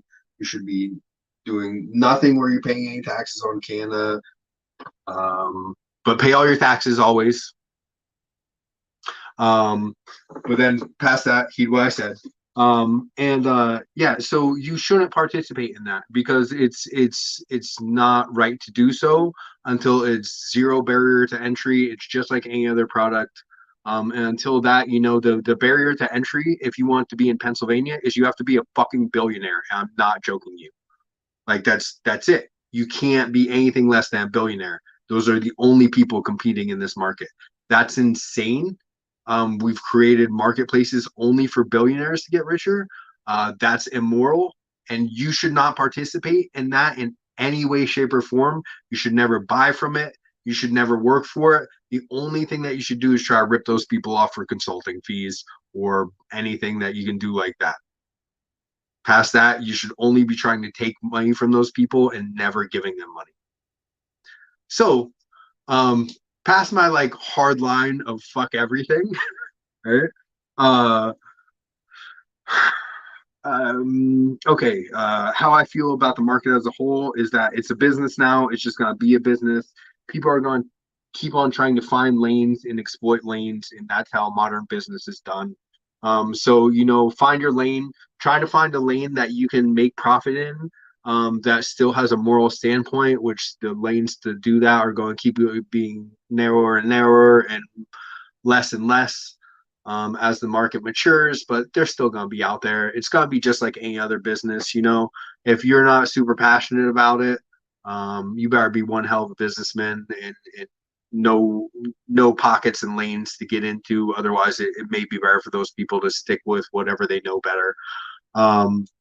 So the experience is helpful, but then there's also the indignance of people like myself, where it's just like, you know, if you know, if you didn't bear my cross, don't be taking my glory, motherfuckers, you know. So it's just like, yeah, like at one point, I do want to try to work with people. You know, I do have this big corporate experience and can be very helpful in production situations and everything like that. But at the same point, I have a very hard time working with anyone that I don't morally agree with. Which is a pretty narrow selection of mostly like caregiver types, you know. So yeah, so I think that if you're going to participate in the legal market, that you have to do that from a 100% business perspective, and that you literally can't hold these morals and values, and that you have to operate within the bounds of that game. And I don't like that game. But if you're willing to lower yourself morally to get into that, then yeah, then definitely do that. And you don't even have to be a low moral. You can find niches and you can find ways of being helpful and everything like that. I think until the problem has been completely resolved, it's adding to the problem to participate in that market. Wow. I think that's a really interesting point of view, and I don't think it's necessarily wrong. I think that there's a lot of bullshit that's happening in this market, and you see, I know up here in Canada, it feels as though we weren't allowed to have cannabis, a real industry to start building until Bay Street or Wall Street was able to get their more than pound, but you know, huge amount of flesh from the carcass and almost kill the industry. And I feel like that's happening across the board in every state and in a different point in its life cycle. And I think it's going to be a long, long, long road before anything is treated like the same way as agriculture. And, I know I couldn't wait that long to participate. So like, do you think that it's valuable to start new legacy market brands today? Or do you feel as though that doesn't have the same value that it did a year ago or 2 years ago? I mean, I definitely don't think it has the same value that it did 1 or 2 years ago. I mean, we could talk about where the market's fallen to. That's just not too long ago. It's just like anything of decent value was 1,400 an ounce for live rosin, and now it's just like anything of decent value is half that price. And for something to fall by half is a lot, and that happened everywhere. Like flowers is that, BHO is that. The prices on BHO are basically flower prices these days. And you can get mad at each other for undercutting or selling too low or anything like that, but like I don't agree with that either. Because I think that if your only source of income is the traditional market of cannabis, and that you think that you have a right to make your living off of that, I just disagree with you. I don't think it should be about money. I think if that's why you're here for the wrong reason. I'm here because I need cannabis. That's why you should be here. So the fact that many people have been able to make a great amount of money off of it, that we've been able to buy all these crazy glass trinkets and do all these amazing things and smoke the best rosin in the world and everything like that, like that's an awesome bonus to doing the right moral thing of civil disobediencing over one of the healthiest medicines on the planet. Like that's all bonus. You don't have a right to an income off this plant. Yeah, no, I mean, I think that's a super that's a fair way to look at it. I mean, especially for somebody who's been incarcerated for the plant, it's a fair assessment. And I think that there's a lot of bullshit that happens in our industry, and it's sad to see. And a lot of us become numb to it and just kind of go, oh well, that's the way it is. And I think that's a real shame. But I think that there's two ways to there's a way where there's non-participation, and then there's enacting change for within the system. So I think that there's two ways to go about accomplishing potentially the same goal. But yeah, my problem with the second one of those is that I don't think that that's a winning battle, and I like standing on your morals regardless of if it's a battle that's possible to win or not. But I just don't think that. I think it's a battle that can be won. I don't think it can be won from within, because I think once those floodgates are open and you participate in the system that allows the people that are only going to do it, that are allowed in, you're allowing that. So it's open, so anyone can participate. Yeah. So, but as long as you have representation that understands the game that's being played, like that's what we're really looking for. Like, I mean, like the full and true success is having legacy individuals represented by lobbyist groups in a meaningful way. And it's definitely going to be lobbyist groups in government first represented by corporate cannabis. But what we can do is we can infiltrate, and if those individuals understand how corporate works, the corporate world works, then they can affect change. I mean, all it requires is proper representation. That is what the Banyan Tree is. The Banyan Tree is an agency to represent individuals such as yourself on an international stage, because I have sat in those boardrooms and I do understand what motivates those motherfuckers. And I do not agree with it, but I definitely understand it. And so, you know, as long as you can understand it, you don't have to agree with it to be able to work with it. So, well, here's my deal on that, right? Is that I think that is extremely, extremely, extremely needed, right? And that people have to definitely be in that position, because, like I said, I do believe it's a battle that can be won. And if we don't have people in the position that you're in right now, fighting on that side of the fight, when we do win that battle, and we will win this battle, because like there's people like me that's just, we need this. It's not going away. It's not something for us. Like, you know, generations are gonna die. There'll be people less passionate than me and everything like that. But eventually we're gonna get there. And when we do get there, we need people that have been in your position, so they're ready to launch us out to where we need to be, versus all these fucking money interests that are coming in that have no passion for the plan. So it's extremely, extremely needed. It's just not the uppercut that I want. no, it's not going to be that satisfying, you know, catalyst moment that we all desire, where we wake up one day and it's changed and we're happy. It definitely won't feel like any type of overnight success, and it'll be something where after years and years and years more of fighting, that we'll wake up one day and realize tremendous progress has been made. But I wanted to ask you what your thoughts or what your plans are moving forward as you transition from you know, what you were doing previously into a very much more public role. I know you're involved in some consulting projects. Can you talk a little bit more about what your plans are moving forward?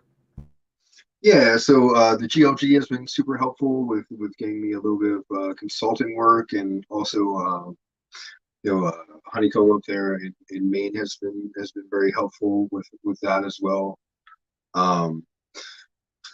So that's been great. I'm definitely looking to do more of that. It's also not something that I'm pressing into real hard. I know I have a ton of value within production solutions, in consulting and everything. And I know that there are a ton of just people out there that are pushing really hard into that space, plenty of which who don't deserve to be there. So I know if I just do good work and continue to build and continue to provide value for any client that I do have, eventually I'll build up the type of long-term relationships that I'm looking for. So, and in the meantime, what I'm doing locally is, you know, since I'm down here in PA, I would like to be able to operate within this state a little bit, other than being able to write SOPs and kind of do phone consults and stuff like that. I basically have to travel for all of my work. So what I'm looking to is open a hemp and, you know, whatever's naturally legal retail space down here. You know, I'd really like to talk to Josh and get some of the Ohio Fire Factory stuff in here. And there's a bunch of people that I know making really good quality products within the CBD and hemp space that I trust. And I'd like to open up a little store, just kind of give it like a dispensary type feel, and build some relationships, you know, with the public here, and just kind of get ready for whenever we may get legality. It's awesome, man. I think that's you know, setting yourself up for a win. I think you know, and I agree with what you said. I mean, it's not like if we win, this is everything. This is, you know, there couldn't be an imaginable future for us without this. So I think that they don't have much of a hope to take it from us. So it's going to be really interesting. And I think with guys like you who, you know, I commend you, because I think there's a lot of individuals who share the same qualities of you as yourself, but who would never come out from the shadows and transition in the way that you have. And I think that bringing that attitude and sharing those stories is incredibly important now more than ever, because if those stories aren't shared and those individuals aren't brought forward, then how are we gonna perpetuate, you know, the outlaw mentality that this industry was built on, which I think is incredibly important. Yeah, I mean, it's definitely needed. Also, I'm gonna be doing some contract work up in Maine, just to keep my skills sharp. It's the other thing that I didn't mention. But yeah, I mean, that's like I said, you know, like I'm gonna get old and tired and less preachy as I get older, and these new people aren't gonna see the same struggle and understand why what's important is important. You know, it's kind of just that almost like when you're building cages for someone else, you don't realize that could be used against yourself. So like if you come into it at a weird time of legalization and you think it's good to try to keep people out of the market with regulations and other things like that, like, cool, man, this is gonna be used against you too. So like, you know, it's just gonna be fed up to big business. So like, you know, that stuff's not the way. Yeah. Man, I really appreciate you taking the time. I want to give you an opportunity. Is there anyone else that, you know, you haven't touched on that you want to shout out, or you know, this is kind of your moment to throw out any shout outs or anything to anybody along the way, or anyone you didn't mention already in passing? So yeah, just shout out to every single, you know, none of the people that passed on knowledge to me are gonna see this, but I'm so beyond thankful for all of my mentors in the game. I'm super thankful, and shout out to anyone that continues to carry on those sort of traditions and mentalities of, you know, of civil disobedience until they're treating us correctly. Shout out anybody that's growing and producing hash in PA. Good for you. Keep it going. Eventually they'll let us do it. And then you know, I forget a lot of stuff. Anyone that I forgot, I'm super sorry I didn't mention you. I love you. Thank you too. Absolutely. Mikey, I know you're not the most easily accessible person in the world, but for the people listening to this show who really resonated with the things that you said, what is the best way for them to have a chance to get in touch with you?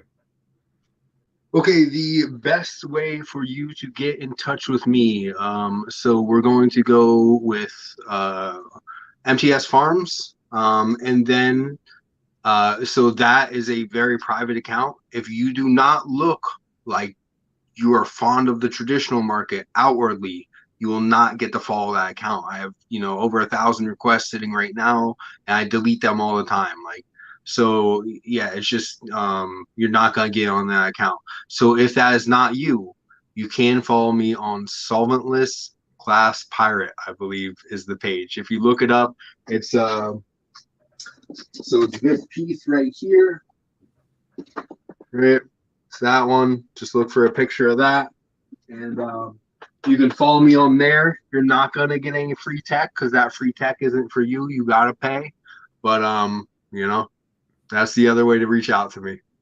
So there you heard it here. MTS if you think you can get through, but Solventless Glass Pirate if you can't. Mikey, yep. I appreciate you coming on. I appreciate you taking the time. I appreciate you sharing all the knowledge that you shared. You're like anytime that I wonder if I should put something out or like put something to the public, I like think of you, and it's like, oh fuck, like that guy puts out so fucking much information and technology and tech and you know, your talk at Melting of the Heads in Washington was you know a lot of tech that a lot of consultants charge a lot of money for, and you know, putting that out and making that available online and for free is big. So I appreciate you, man. I appreciate you taking the time. Thanks for coming on, Jameson, man. It's been a pleasure the entire time knowing you. Appreciate you having me on. Absolutely. I hope everybody enjoyed. Don't forget to like and subscribe, and we'll see you again soon.